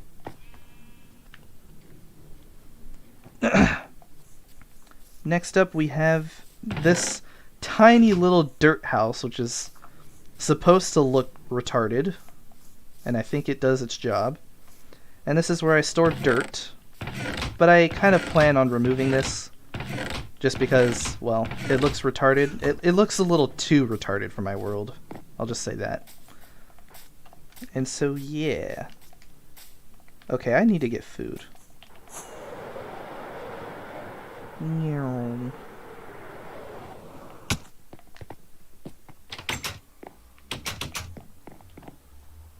All right, I didn't even have to go to the Nether Fortress. There's just some random blazes that spawned in, and there was a Nether wart next to them, so I got what I wanted. Interesting. Yeah, my nether's weird thanks to Legacy, probably. Legacy Nethers in general are fucked up, because my Nethers in my world's the same way. Yeah. So that's a thing. Now I have baked potatoes. Mmm, tasty. Also, man, I can like smell dinner and it smells good. I'm talking about real life when I say that. So next up we have Dragor's house, which this is based off of a like story that my German teacher made up to like teach us new German words. And I'm actually gonna see if I can try to remember like all of the words. I don't know if I can, but I'm gonna try. And so yeah, I built Dragor's house, which basically the house itself, Willkommen, is pretty normal. It's like, other than the weird webs under this bed, I don't know why I did that, but whatever. So this room was basically the one that I would sleep in and store stuff in while I would build it.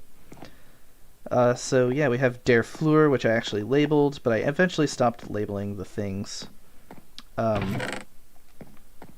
Which Der Flur is basically like the entry room, I guess. I don't know. It seemed like this was more of a thing exclusive to houses in Germany, but I don't know for sure. But it's like the entry room, basically, like the first room that you enter when you go inside a house. Then we have Das Wohnzimmer. I don't remember if Zimmer's Das. I think we'll find that out pretty quickly. But yeah, so we have Das Wohnzimmer, which is the living room. And then we have Das Fernseher, which is the TV. Der Teppich, which is the carpet. Let's see. I think it's Das Fenster. That's the window. I might have that wrong. I don't even know what... Oh, this was... Okay, I apparently have a conduit here. Interesting. Hey, where is the conduit? Here. Like, surrounded in trapdoors inside Dragor's house, I have a conduit. I don't know why, but... Okay. Musik! And so, yeah, I built, like, a boombox, which I don't even know what the fuck a boombox is called in Germany. Or, like, in German.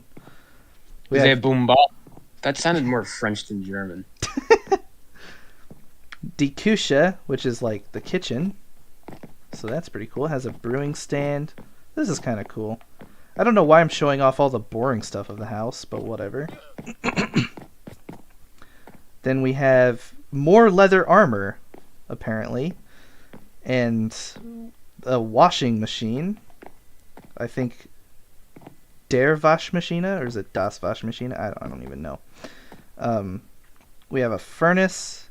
I forget what a furnace is called. Like a heating furnace, basically. Then we have like a storage room in the basement. Now if we go... The more exciting stuff is up here on the second floor. So this is Dragor's Zimmer, aka like Dragor's bedroom. And yeah, so let's see. There's the bead. Then there's a broken window right behind the bead. And next to the broken window, there's a Mona Lisa, except Minecraft doesn't actually have a Mona Lisa, so obviously there's like this painting instead, but this is my pretend Mona Lisa. Then to the left of the bead, there's a full shower. No bathroom, just a shower. Then there's a tree growing in the middle of the house. You know what? I think I did this like this implementation like really well. This is cool. Like the tree grows through the ceiling.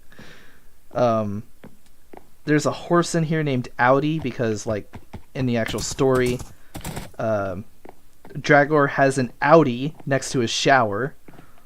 Hey. Then there's like a TV and a chair that's facing away from the TV for some reason. And there was a cat here, but the cat... Something happened to the cat. I don't know what happened to the cat, but there used to be a cat here. Then there's like this like wardrobe thing. And then that's all that is here. I feel like there was more stuff, but I don't... Oh, and there's another teppich here. AKA like another rug, basically. And then if you go to the top floor... You can see where the tree grows here, and there's like the top of the house. And I wrote Danke, Frau Nash, which is basically like, thank you, Mrs. Nash, my German teacher. So that's very similar to like the sign that I had that said thank you, Bold, and thank you, IBX Toy Cat. But I have one for thank you, Mrs. Nash, for being such an awesome teacher. And making my senior year of high school just slightly better. Honestly, way better. What was that? That's surprisingly wholesome. Yes. Wholesomeness. This like the whole Dragor thing was just so funny to me, so that's why I wanted to build it in Minecraft. And so yeah. It's an interesting staple of my world. It's kind of hard to believe I built this on Legacy. Like I keep looking at these builds and it feels like I built them on Bedrock, but I built most of them on Legacy. That is interesting because they seem Bedrock-esque. Yeah. So, yeah, and I guess while I'm here, I might as well also show this pathway. Oh, god damn it. This pathway leads outside of the world border, which leads to this place, which I always forget what it's called. The Color Garden? Yeah, the Color Garden. And this is where I get all of my dyes, because it's the only flower forest that's closest to my world. So, I can get any flower I want to here without the need to have the flower prior, basically. So that's cool. And then, not far from here, we have the Cobblestone Delta, which is one of my coolest looking custom biomes, and this was literally so easy to make. So, like, yeah. Like, people, you should attempt to build this in your worlds, because if you have a ton of cobblestone you need to get rid of, which is the reason I even started this to begin with, I had a ton of cobblestone I needed to get rid of. This is a really effective way to do it, and literally all you have to do is you just find a biome, and you just start placing towers, basically, and have all the towers be different heights. That's basically all this is, and it looks really cool. A lot of people said it looked like a volcano, and so that's why I put magma here in the middle. So it looks even more like a volcano, because if you go up, boom. It looks like a really stubby volcano. I forgot what those are called. They actually have a name, but yes. I don't know. Inactive volcano? I don't like. There's a name for like the really tall, pointy volcanoes. There's a name for like the round volcanoes, and then I don't know. I don't have much about it to say for sure. It's like, it's all like elementary school stuff, so that's why I forget it. So yeah, next to that we have Dusty Peaks, which is like this flat area, which I still need to build stuff here to actually occupy it. But for now, Dusty Peaks is really just a flat area with mountains. This was the mountain that I sawed in half to show you the power of flex tape, but I never really used flex tape, and instead I built the Peanut Geode, which you can probably imagine why I call it the Peanut Geode, because it's a geode that's kind of like oval shaped, and it kind of looks like a peanut a little bit, if you look close enough. Kind of, but that's why I call it that, because it's like a weird shape. But I made like a custom geode, which looks pretty cool, because I hated how ugly this chopped in half mountain was. But I didn't want to destroy the mountain, because like from Chunk Junction, this mountain looks really cool. So I just decided, oh, I'll just like put a geode inside of it, and it actually worked. I think it has a nice effect. So yeah, and there's still a bunch of like calcite and other stuff in here, which I should probably use for something else, but I haven't yet. Then there's these chests, which are filled with cobblestone and stuff still. So I still have tons of cobblestone and stone and dirt and all of that I need to do something with. Also in Dusty Peaks, we have this like obsidian hoe that originally Stealth built just out of obsidian. Then later I made like the inside be glowstone with glass surrounding it, or like purple glass surrounding it, which looked really cool. And then eventually I changed it even further and changed the outside obsidian to be crying obsidian, and I changed the inside to be magma. And now this looks way cooler because magma finally glows in Bedrock. Again, always worth mentioning. And so yeah. Also in Dusty Peaks, there's this like little secret room, which isn't actually used for anything, and also this mechanism is really glitchy on Bedrock, but yep. There we go. Secret room, which literally has basically nothing in it. It has a decent amount of gold, I guess, but otherwise there's nothing in here. There's that. There's also a map wall made out of level 1 maps here, And look, it has the Creo logo. And here is where I tried to make a new storage room, but I didn't end up finishing it. So yeah, this is a thing that exists. My throat continues to die more and more as I still have tons to talk about. Let's keep going. Let's see, there's this floating island right here, which is... I don't know what to do with it, but I might do something with it. Then we have the Dusty Warehouse, based off of Dusty Depot in Fortnite, which Jake likes to call the barn. In my eyes, it will forever be the barn. Which, I guess, fair enough. It kind of looks like a barn. But yeah, it's supposed to be a warehouse. And this is my main... I made it blue. Just because there's two of them. Some of them are red, some of them are blue. I don't know how it works. Yes. There are actually 3 of them. There's, like, in Dusty Depot and Fortnite, there were actually 3 warehouses. There was the red one, the blue one, and the white one. And Jake has the blue one in his world, and I have the red one in my world. But anyways. White one, then. And so, yeah. Anyways, this is my main storage for all kinds of junk.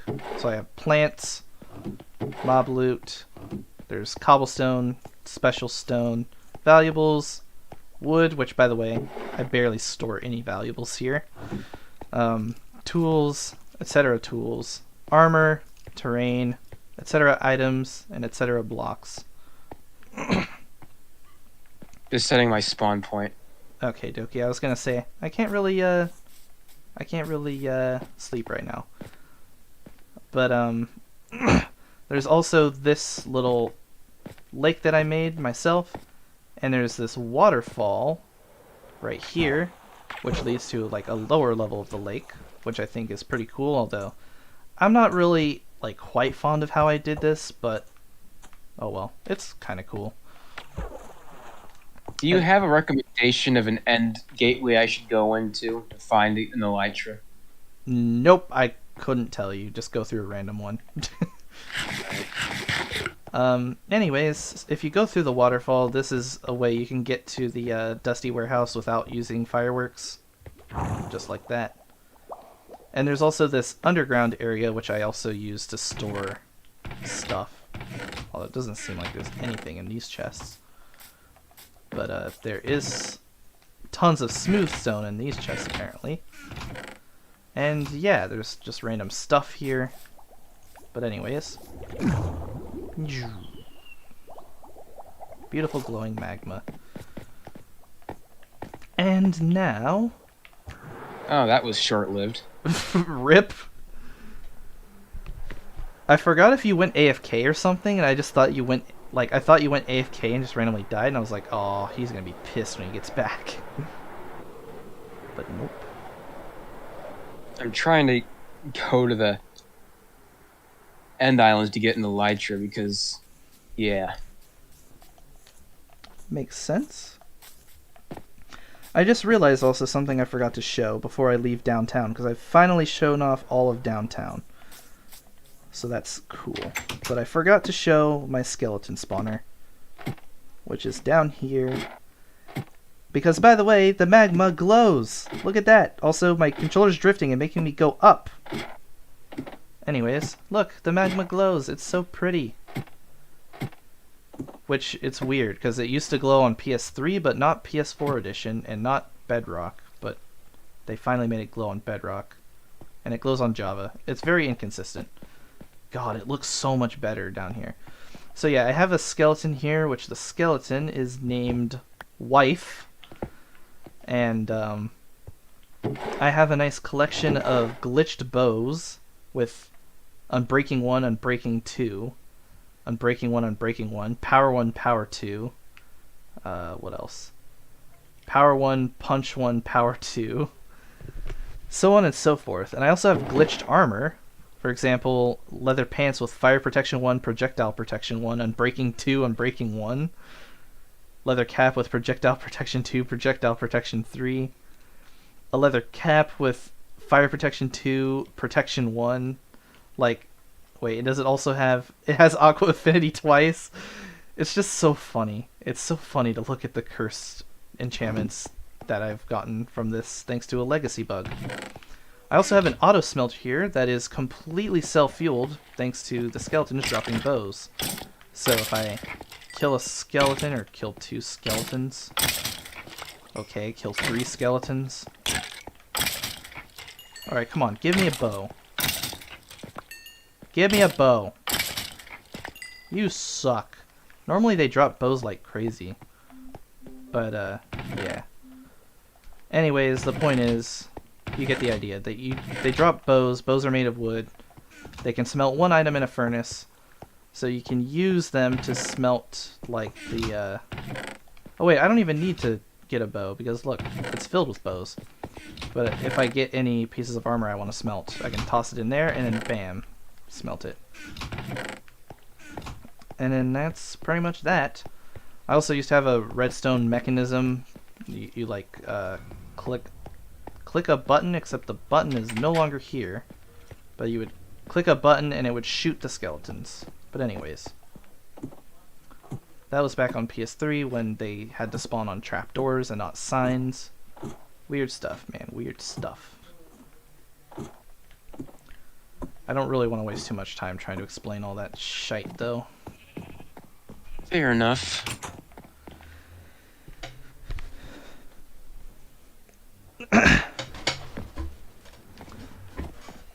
Continuing on.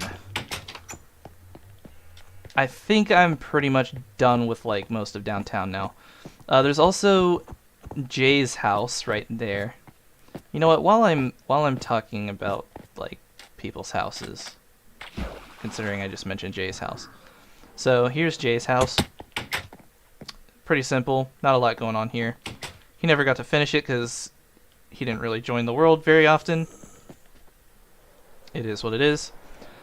So when I had Jay, Stealth, Pierre, Salty, etc. on this world, Stealth and Salty were mostly homeless and just absolute nuisances. Just constantly being annoying, fighting, starting fights, so on.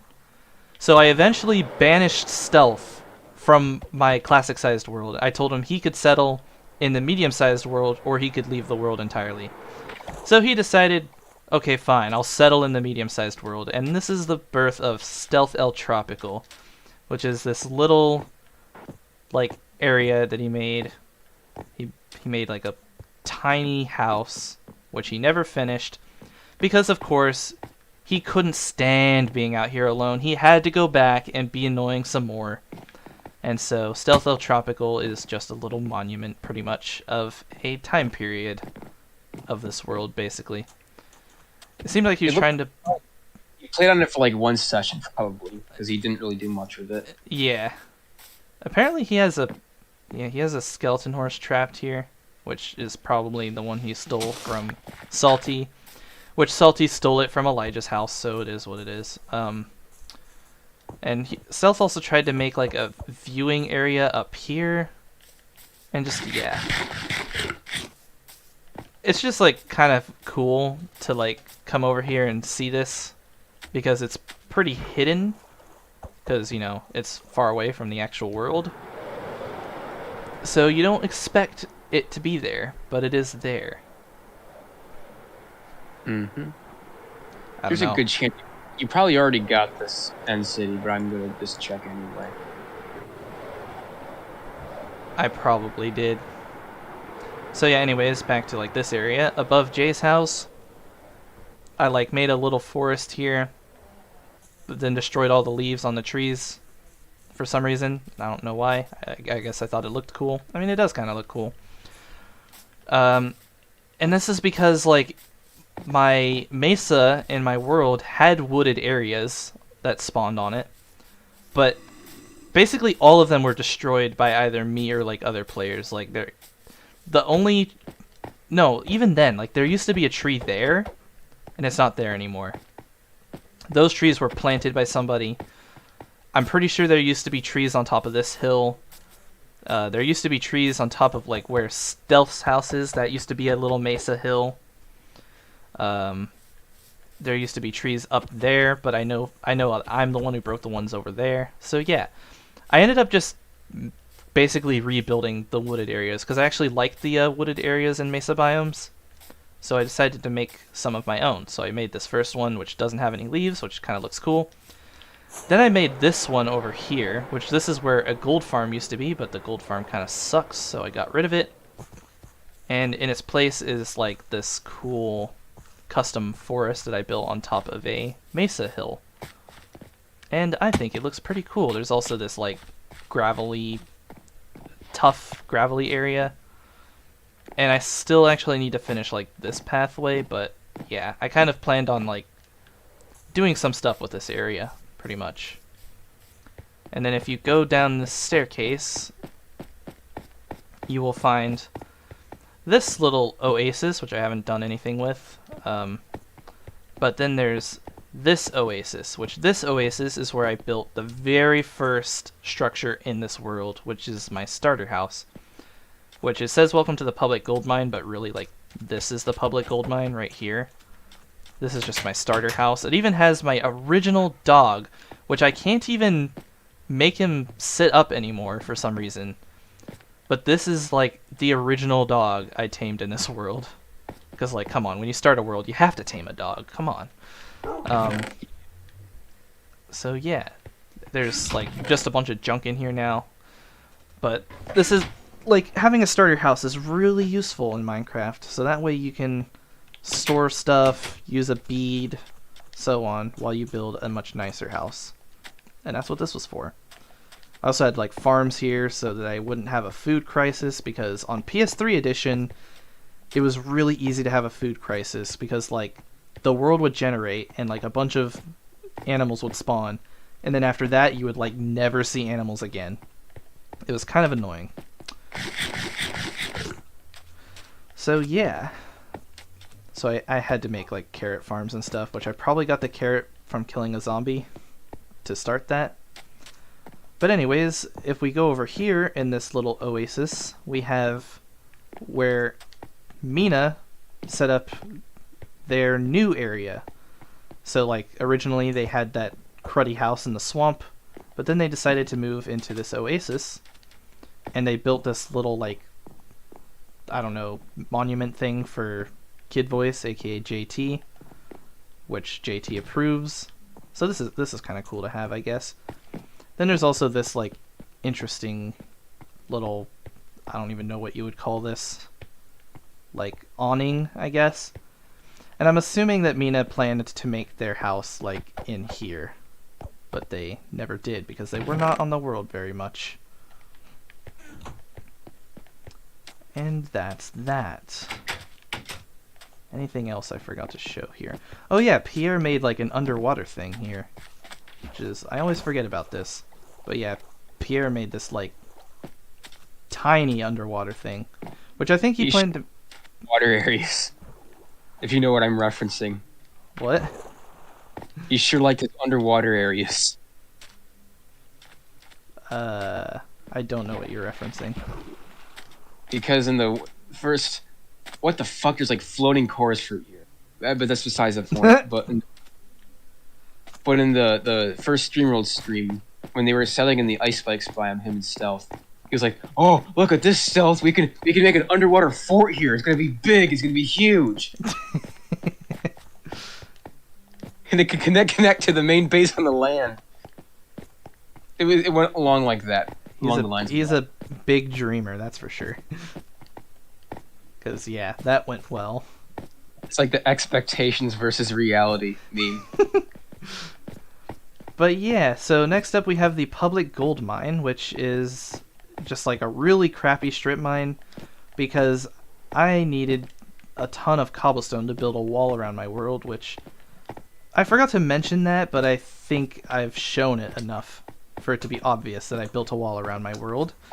And so yeah, you can see that when I was mining here, I avoided mining the gravel and the granite and so on. And so you can just go in a certain direction and just kind of get lost in this place. And then also, there's this giant crater because me and my brother killed 5 withers simultaneously on Bedrock Edition here. So that was fun. It took 5 attempts, but like we did it on hard difficulty on Bedrock Edition, just the two of us. Enchanted golden apples and a beacon, but like, come on, 5 withers at once. It doesn't matter how OP we were, okay? That is an accomplishment. Yep. And so moving on. I mean, not really moving on, I guess. Like, just I'm gonna continue to show off how crazy this mine Technology is. today. Once again, I didn't hear what you said. What piece of technology are you upgrading today? I get that reference. Also, there's this pathway that leads from this old mine to my new mine, which you will see shortly. Also, there's still a remaining iron golem from the, I think this isn't from the 5 Withers video. This iron golem's from, like, Legacy, when I fought the Wither with stealth, and he spawned iron golems, and I thought that would be stupid, but the iron golems actually did a considerable amount of damage to the Wither. So that's fun.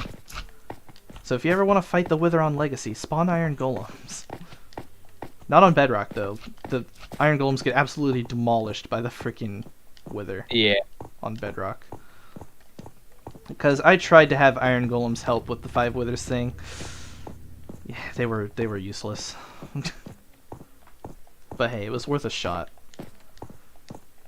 And so that's the public gold mine, which it is kind of public, really. I did let other people mine there. So that works. Although it's not really a gold mine, because I planned to use the mesa to strip mine for gold. I never ended up doing that. Also, there's like this area, which I've gotten a ton of sand from, so it looks like shit. So that's fun. That's why I hate mining sand, because it makes wherever you mine it look like shit. But at least like this is just a small corner that I don't care about. What else? Oh, I didn't even mention there's a giant portal cube. So that's pretty cool. I need to go to Bead again.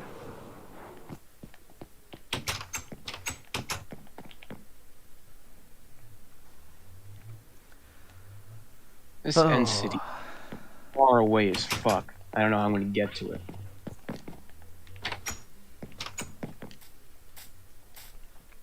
It's like I have to play. Oh god, like it's good that I can see it, but it's like it's so far away. And it's like on an island segregated from every island I've been to. That like I can't easily get to. Time to bridge. Time to breach. So next up, past the portal cube, we're basically like out of downtown now. We have this area, which I've like called the Mesa Plateau because I don't really have an official name for it. And like the Mesa Plateau is like kind of cool, but I really don't like how this looks because it used to be a Mesa Hill that somebody tried to like flatten, and I decided to finish the flattening job. But I think I kind of did an awful job with the flattening. So what I'm thinking of doing at some point, it's going to take like quite a while probably, but I want to tear down that giant Wither, tear down that giant desert well, which are both really cool giant projects, but I plan to tear those down and move them somewhere else. Like I might move the giant Wither just down there, and then the desert well, I don't know where I'm going to put that. I like might put it over there or something. I'm not sure. It's going to be close to this area still. But I plan to completely take down this Mesa Plateau because I think it looks ugly as hell. And I want to try to build a Mesa, like almost a 1.18 Mesa mountain type thing here. Like a peak. I think it would look really cool. Way better than this ugly plateau. What about like eroded Badlands? Like your own take on that? I mean, yeah, something like that. So anything other than this stupid plateau. Like, I don't know why. I kind of just hate how this plateau makes my world look. I'm gonna miss this area though, like this chaotic like storage area. Kind of gonna miss this. But in terms of like this, like, I just don't like this area. It just looks so like messy. I don't know. I don't like it. I don't really like how the red sand looks either. So yeah. Plus, I can use that red sand for like other builds. So if I take that down, turn it into a sort of terracotta mountain, I think that would look cool.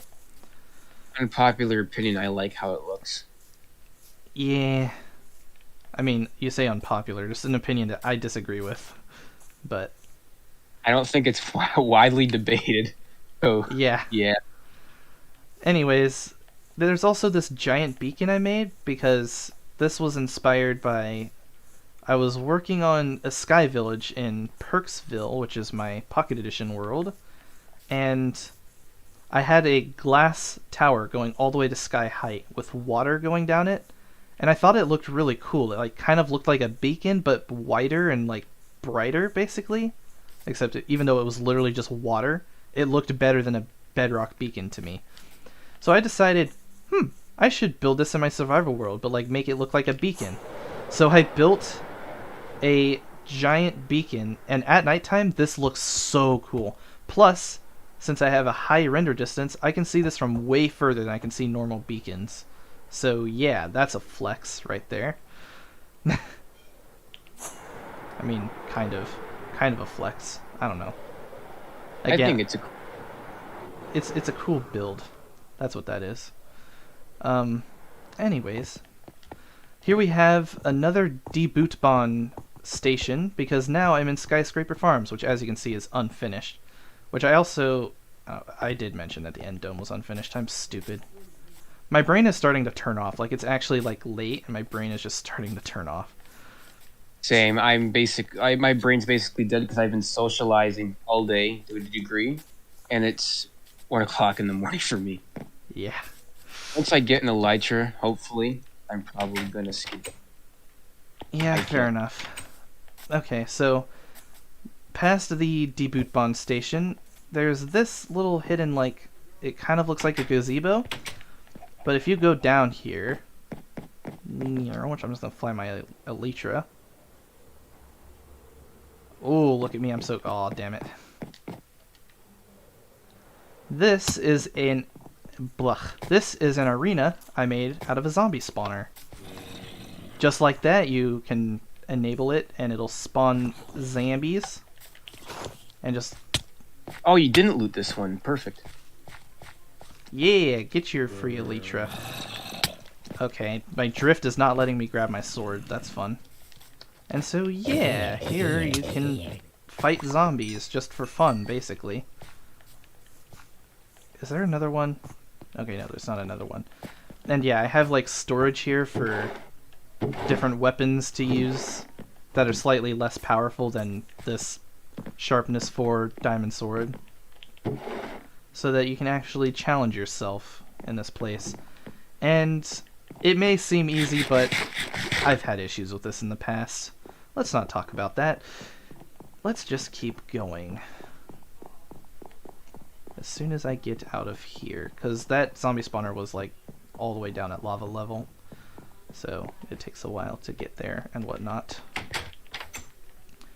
Beyond that, we have like this pathway, which leads to this bridge, and there's also another bridge, and there's this tiny little island that I grew a spruce tree on because I thought it looked cool to have a spruce tree here. So there's a giant spruce tree, and yeah, I have 4 bridges connecting different islands. So like there's this bridge that connects to that. Then there's this bridge which connects that way basically. Then there's this bridge which goes that way.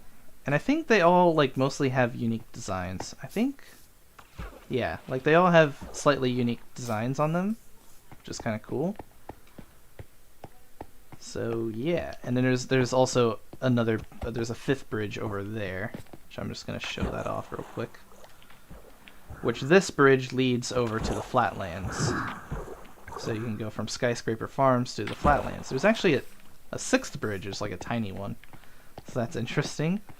There's this tiny bridge which connects to this tiny island. Oh my god, my speech is getting all slurred and terrible. Then there's this bridge, which is semi-based on a bridge that I built for physics class, but it's not exactly the same.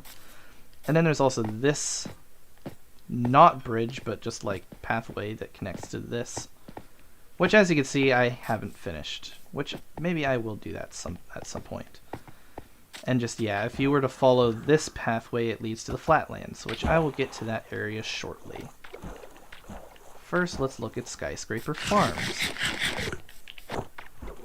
So Skyscraper Farms was my idea for a new farm area where every single farm is a skyscraper, so it kind of like accomplishes, it kills two birds with one stone. I have a nice city-like area in my world, which I've kind of always wanted to have. And I also get a ton of function out of it because it's like giant farms. Kind of like how Toycat has a giant wheat farm and a giant sugarcane farm. I have a giant wheat farm, a giant sugarcane farm, a giant glowberry farm, and soon... Oh wait, also a giant netherwort farm, and soon a giant cactus farm. And also soon a giant, like, I think this is going to be a potato farm? Oh no, carrot. And then this is going to be a giant melon and also pumpkin farm. And so on and so forth. I think you get the idea. Also, I never mentioned the giant nether portal, but that exists. And what were you going to say? I heard you. I just said I do get the idea when you get the idea. Yeah. Next up we have...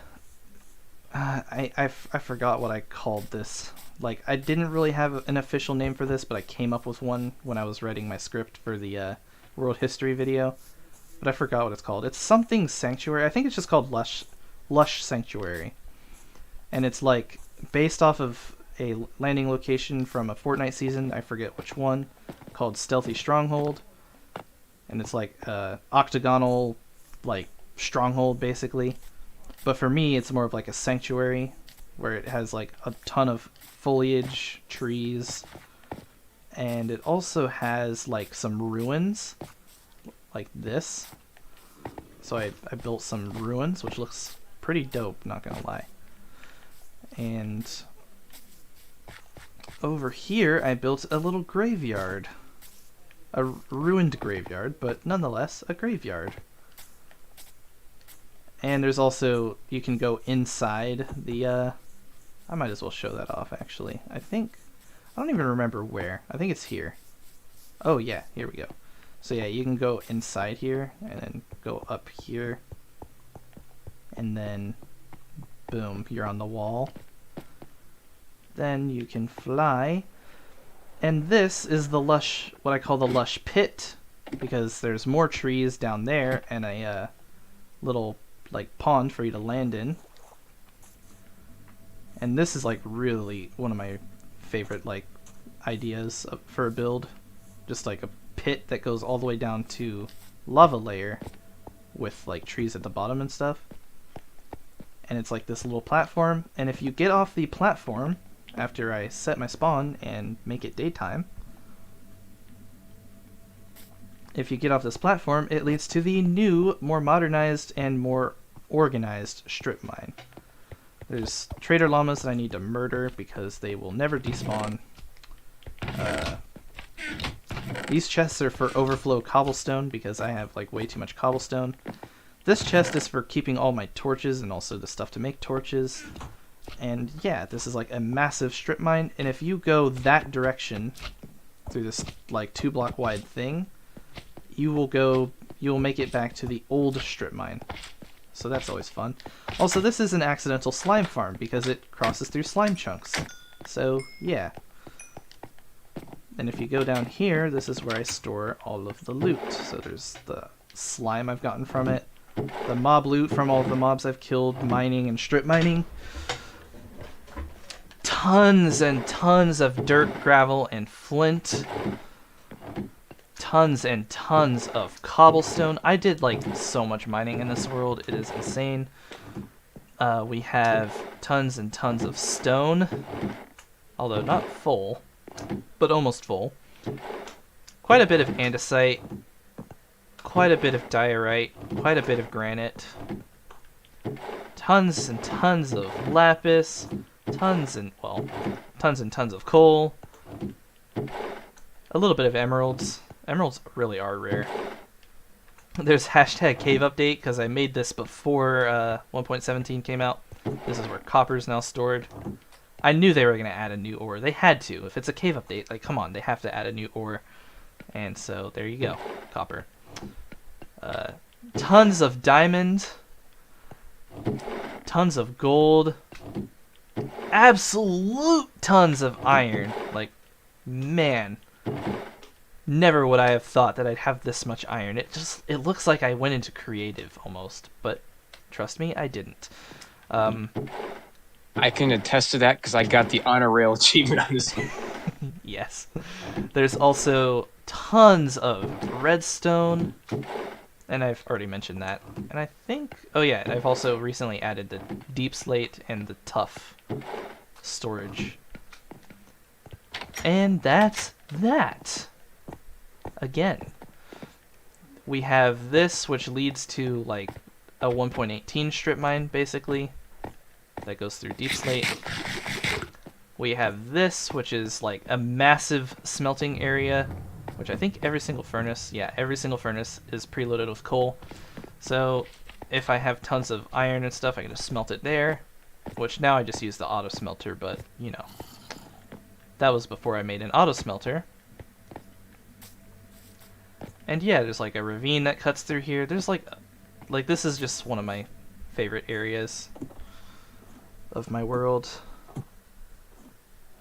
Especially because like this corner of my world's probably the most organized, like it's the most flat, which I really like. This is the least hilly area of my world is like what I'm trying to say. Yeah. And therefore was the easiest to terraform, the easiest to build on, so on and so forth. Next up, we have this, which is the watermark that is supposed to show up on my map, which, do I even have it? Yes, I do. Stop drifting! Oh my god. Oh, cool, the mouse stopped working as well. Oh, this is just lovely. There we go. If you look at the map, you can see it says Adorable Hoe, because, yes, I made it say Adorable Hoe on the corner of my level 3 map, which that took a ton of effort, but it was worth it. And I also added these pillars so that this doesn't look stupid, because it used to just be floating.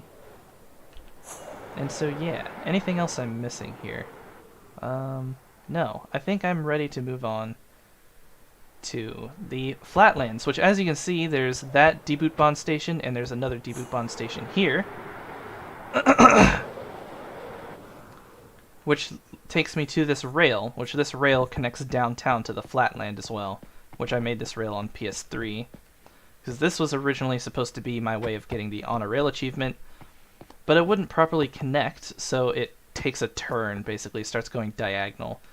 And in order to get on a rail, you have to be going straight forward, so that's fun. But yeah, either way, there's this rail. It connects basically that tree farm to the Flatland. And so yeah, there's this deboot bond station. If you go down here, it's the same as always. And I plan to build something here, I just don't know what yet. And I plan to build something like here maybe, but I don't know what yet. So yeah, let's keep going. So if you go this way, this acts as a sort of pathway when you cross the rail. And there's this Flatlands, which is covered in torches and is specifically meant to be flat, inspired by IBX Toy Cat's Flatland in his Let's Play world. I made this on PS3 edition because I thought it would look sick, and it does look sick. And I actually remember on PS3, like if you were at this corner, you wouldn't be able to see like those spruce trees. It was past the render distance. So it looked really cool at that point. This was like the first time I even ever thought of making a Flatlands, and now making Flatlands is just like one of my favorite hobbies in Minecraft, so.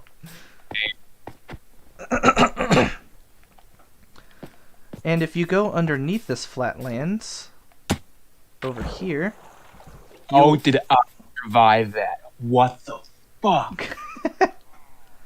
I misused the Ender Pearl, and I fell what felt like 100 blocks, and I survived with 1 heart. You lucky bastard. I Today's generally your thought lucky day. I do have Feather Falling 4 boots though that I got from the End City, so that definitely saved my life. But Jesus Christ, I can just imagine the heart attack you felt before you landed. I'm like, I was like, God damn it! I know I was like, I really don't want to go back and get my stuff, but Yeah. I'd feel that as well, especially like since it's so late for you. And like, just yeah, ugh, that would be a giving up point for sure. would have been. I would have just been like, ah, fuck it, I'll deal with this some other time. Anyways, I think you guys already get what this is. This is another slave chamber, and this is where I would get enchanted books and stuff like that. All of the diamond armor, more enchanted books, diamond tools. Yeah.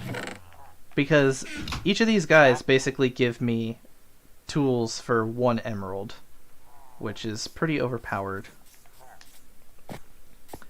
And so yeah, abuse villagers, get free stonks, pretty much, is what that is.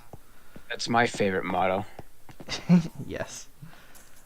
And also underneath the flatlands, if I go over here, I can show you where my next secret room would be after the first one got discovered by somebody. So you just go over here, you flip this lever, right, yes, and then you go over here. Now this secret room was like super, like, I felt like nobody could discover this, and since I don't know when, but at some point I ended up not using this anymore. So yeah, it's never been discovered. I just ended up not using the secret room at all. I guess it was because at that point I wasn't really worried about my stuff being stolen. So yeah, you didn't really let people on. Also, it is Really? a pain in the ass to leave this, but yeah.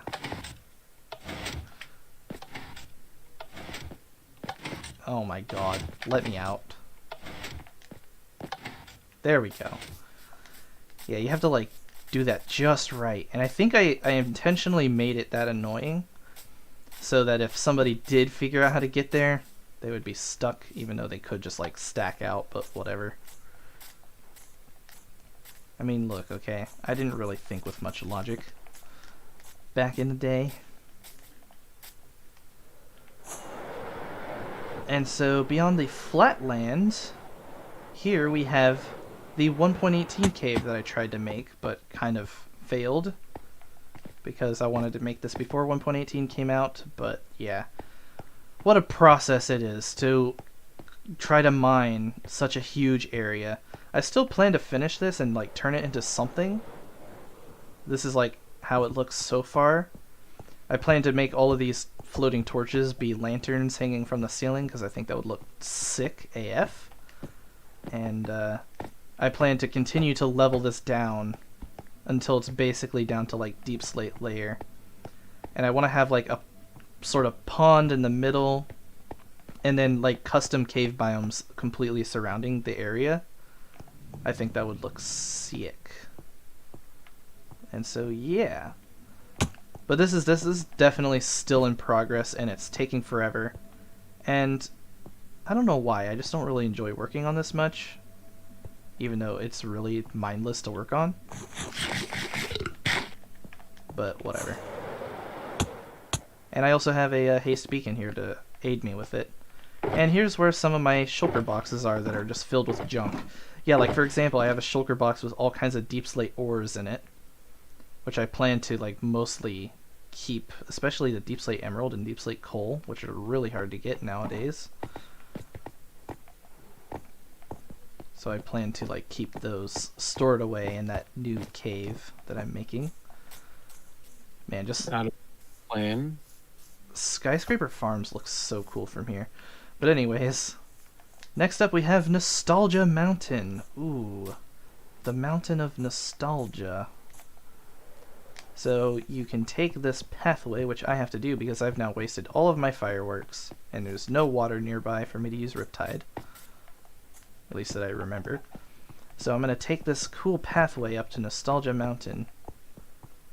which I kind of like carved it into the mountain, which I think actually looks kind of cool.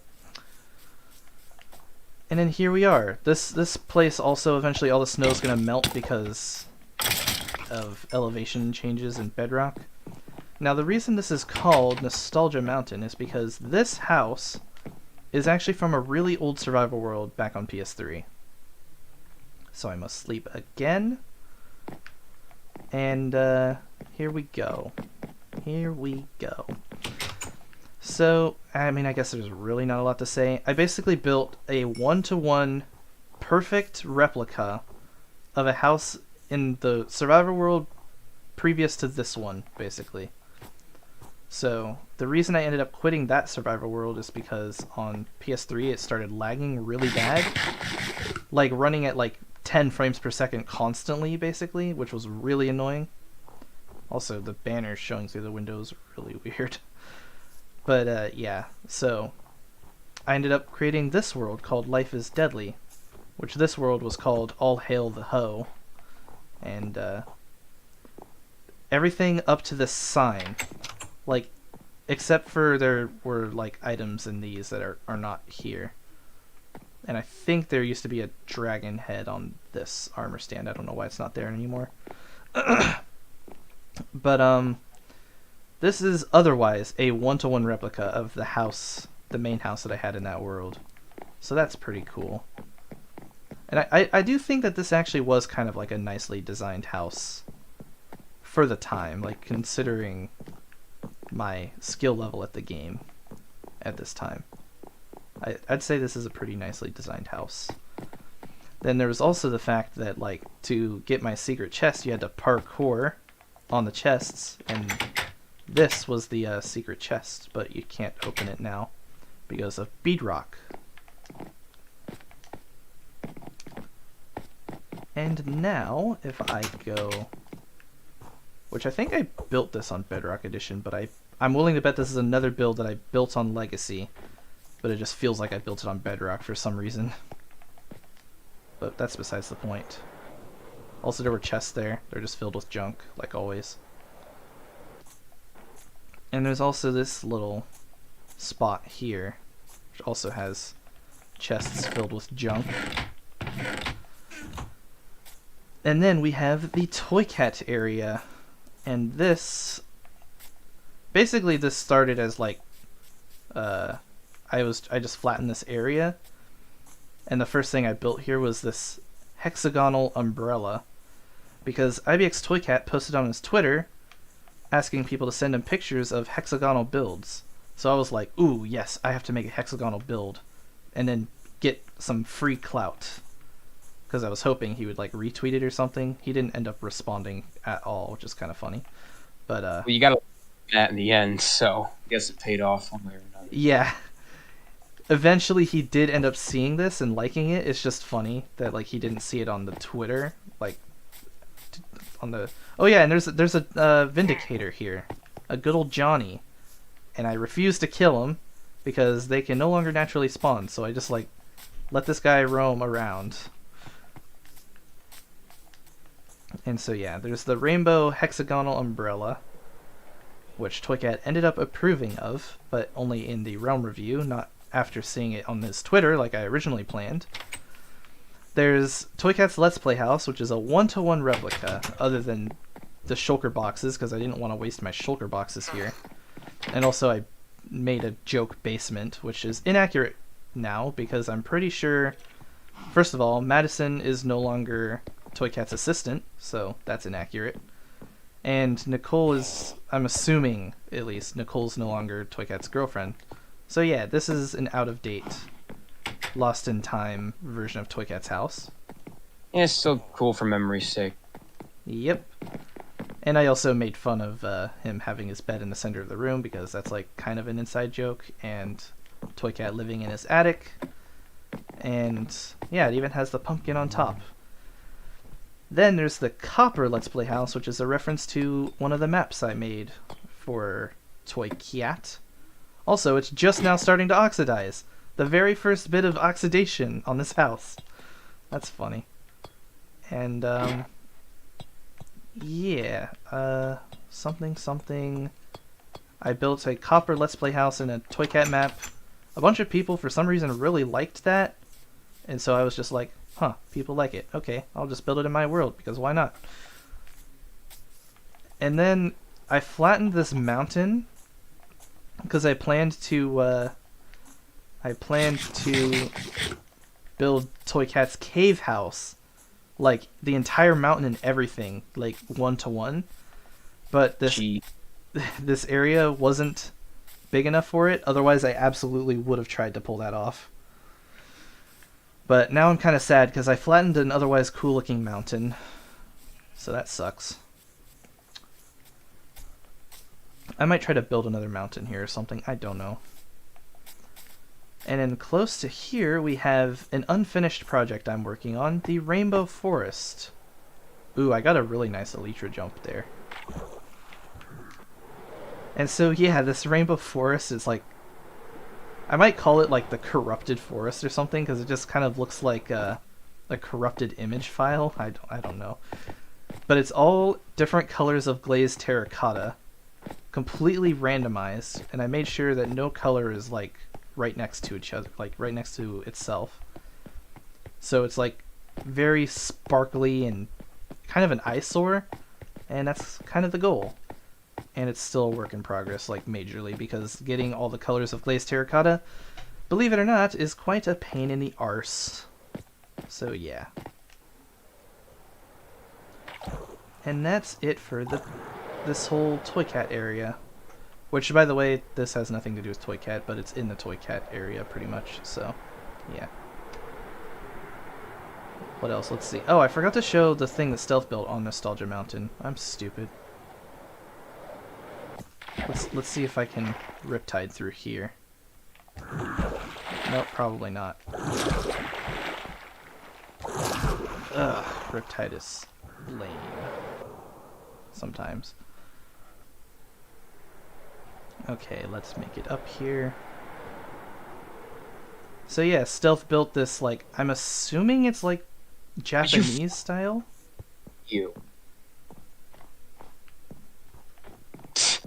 Me just yelling at Enderman. And he's still mad at me. I was assuming. It's weird because, like, whenever, like, you start talking and then I start talking, like, your mic just cuts off. Like, I think that's Discord doing that. That's so weird, but...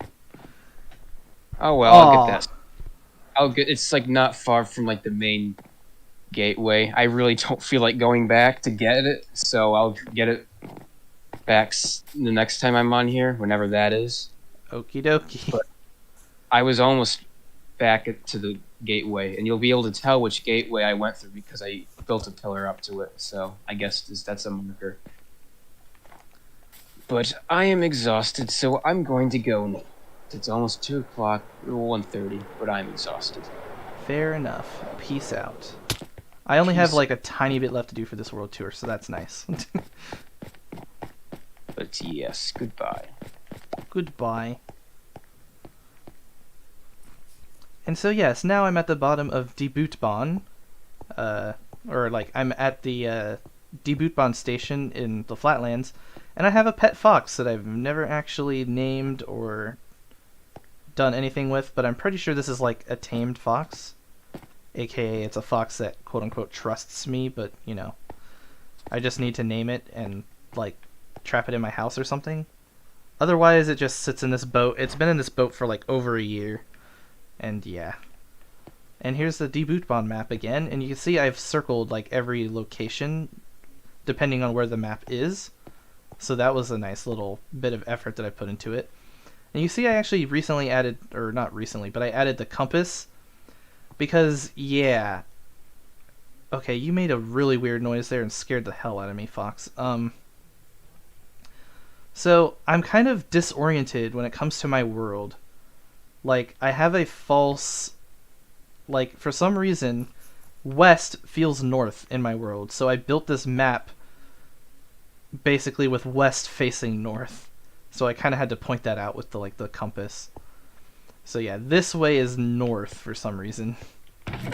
Because I always see downtown as being the north of my world, like the northwest.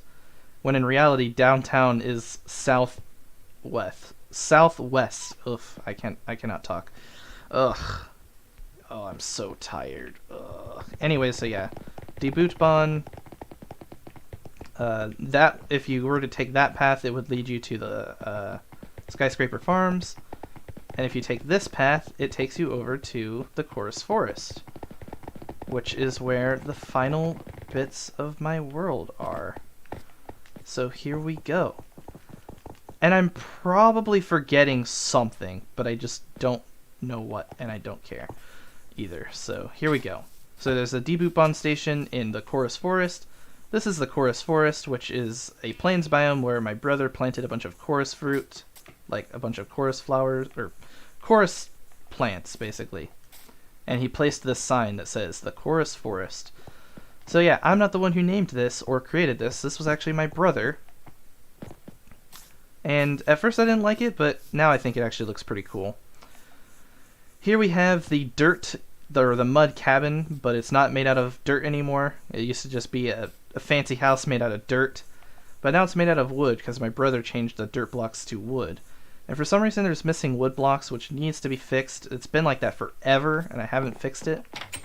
And yeah, there's an interior to this place because for a little bit there were actually some like kids that were on my world who moved into this house, but it wouldn't be long before I would kick them because they were using a dupe glitch. And I am not accepting of dupe glitches at all. So yeah. Oh my god. I have no idea how many times I've said so yeah and also and that's that. Like those two things. That's that and then so yeah. I've probably said those things countless times in this video. And it's probably really annoying, but I don't care. So next to the mud house, which is made out of wood now, or the mud cabin, which is made out of wood now, there's also a chicken farm, and there's a sugarcane farm, and a berry farm, all planted by my brother. And then this is what I call Xylon, which is basically just based off my brother's username, Xylon True Shadow. And it is my brother's base, which it looks really cool. It's built on top of a mountain, and it's like this platform. And yeah, he has this fishing area.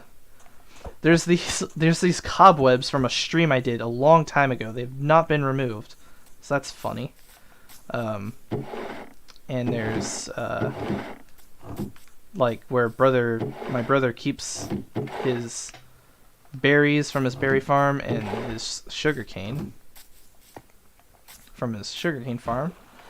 And if you look at Xylon, it actually, like, the whole design goes all the way around, and it looks really cool. And you were probably able to see this from the Bell Tower Village, because you can see the Bell Tower Village from here.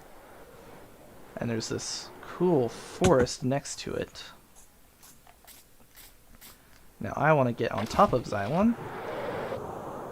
Okay, that kind of sounds wrong if you think about it, and I want to get... I'm not going to finish that. But anyways, I need to call this something other than Xylon. He has a black shulker box full of junk. And yeah, he hasn't really done much with this area, because he's not really much of a Minecrafter. But, I mean, hey, at least he tried, you know? At least he tried. And then... he also planned to build a castle, like, up on top of this. But, as you can see, that has gone well so far.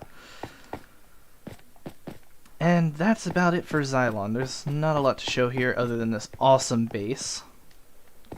Which, like, this is actually, like, really cool. Admittedly. And then, next to Xylon, the final thing that I can talk about, and I'm pretty sure... Oh, wait, no, there's one more thing after this that I need to show. And it's basically like an Easter egg thing. But, yeah, there's the, Cherry Forest. I don't really have a name for this, but it's like the Weeping Cherry Forest. Because these are like weeping cherry trees, which are a real thing. I didn't even think they were a real thing. I just wanted to make the trees look weeping so I could give them a sort of special look. And it worked really well. I love how this custom biome turned out. It's something I've always wanted to do because I really like how cherry trees look. and overall just like pink trees in general. It's just so cool. And so yeah, this turned out glorious. I love how I put the carpet down and I have all the pink flowers everywhere. Yeah, I'm so proud of this. It took a lot of wool farming, but absolutely worth it. And that's that. Again, that's another time I've said that. Jesus Christ. Let me think. Oh, okay, there's this little hut that I built for the villagers after I broke the desert village. Because after I broke the desert village, all of the villagers went right here. If I go... right... Come on. There we go. Right here. All of the villagers were just running around in circles like idiots at 0-0. And so I built this and put beds in it and stuff. And it actually worked. This actually became a mini village. And it says, sorry for smashing your home, villagers. And so yeah, I even fought a raid here. Which was funny. And yeah, there's no longer any villagers here because my idiot brother killed them all. That's besides the point. I also destroyed another chunk. I forgot to mention that when I talked about this chunk. But anyways, I destroyed another chunk. There's not a lot going on there. There's a dessert well, which was just something I built for fun. And then over here, we have the bunker. And then not far from here, there's also an area where Jake wanted to build something. But then I decided, like, nah, I don't want you to build something here. It was right here. F in the chat for Jake Carroll's plans to build here. Terminated by Dictator Ho. RIP. And then, yeah, so over here we have the bunker, which was inspired by Fortnite, like, early Chapter 1 in Wailing Woods. There was a bunker that you could only see inside, but you could never enter. And, yeah, that's what this is. I was going to turn this into a gold farm, but never did. And so, yeah, this ended up being a big nothing. I think, actually, if I break this... Yeah, like, this was originally going to be the gold farm. Replace slabs. Portal starts in here. And I think for some reason I ended up not doing it, but that's some like funny lore for my survival world. I cannot talk. And that's it. That actually completes my survival world tour. Finally. Oh my god. It is done. So yes, this is my survival world that I've been playing for 3 years. Not 3 years, 5 years. My brain is in complete shutdown. There is one thing I'm forgetting. It's like another base Stealth started that direction. So Stealthville Tropical's that way, and then there's another one that direction. But I don't care anymore. I honestly don't care anymore. I am Dunsky with this live stream. So I hope you enjoyed watching Nobody, because nobody ended up watching. At least I'm pretty sure. I don't know. I'm gonna look at chat right now and just see. I'm gonna guess. Oh, YouTube crashed. That's fun. Oh, cool. My controller's drifting. That's fun. Yeah, it's been doing that literally the whole stream. And it's 10:47, which means I've been streaming for like I think 5 hours. 5 hours. Oh yeah, and that's the rail that goes to the geode. Yep, that's another thing I forgot. Basically things that are outside of the world.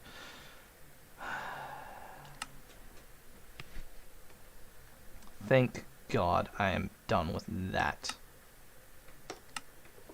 Controller drifting, not letting me use my mouse. Let's see, live. Oh, only 3 hours. Oh, I did lag at some point. That sucks. But oh well. Oh, Empafor was here. That's cool. There were actually people here a little bit. Remember me? I'm still here. I'm 50 miles at your house. You should start running. You have a Discord? I remember you had one. In the outside, you have made the entrance like a garden. Nice. Xbox or PS4? That was PS4. Hell, oh. It's not messy. It's more like random, out of place, I guess. You hacked a beacon. Block assault. It's 1 in the morning, too. Oh, boy. Imagine watching a crappy stream at 1 in the morning. Auto emoji! Yes, that's very annoying. That's how you know you're on desktop. On mobile, it doesn't auto emoji. On desktop, it does. Why? Sad face. Yeah.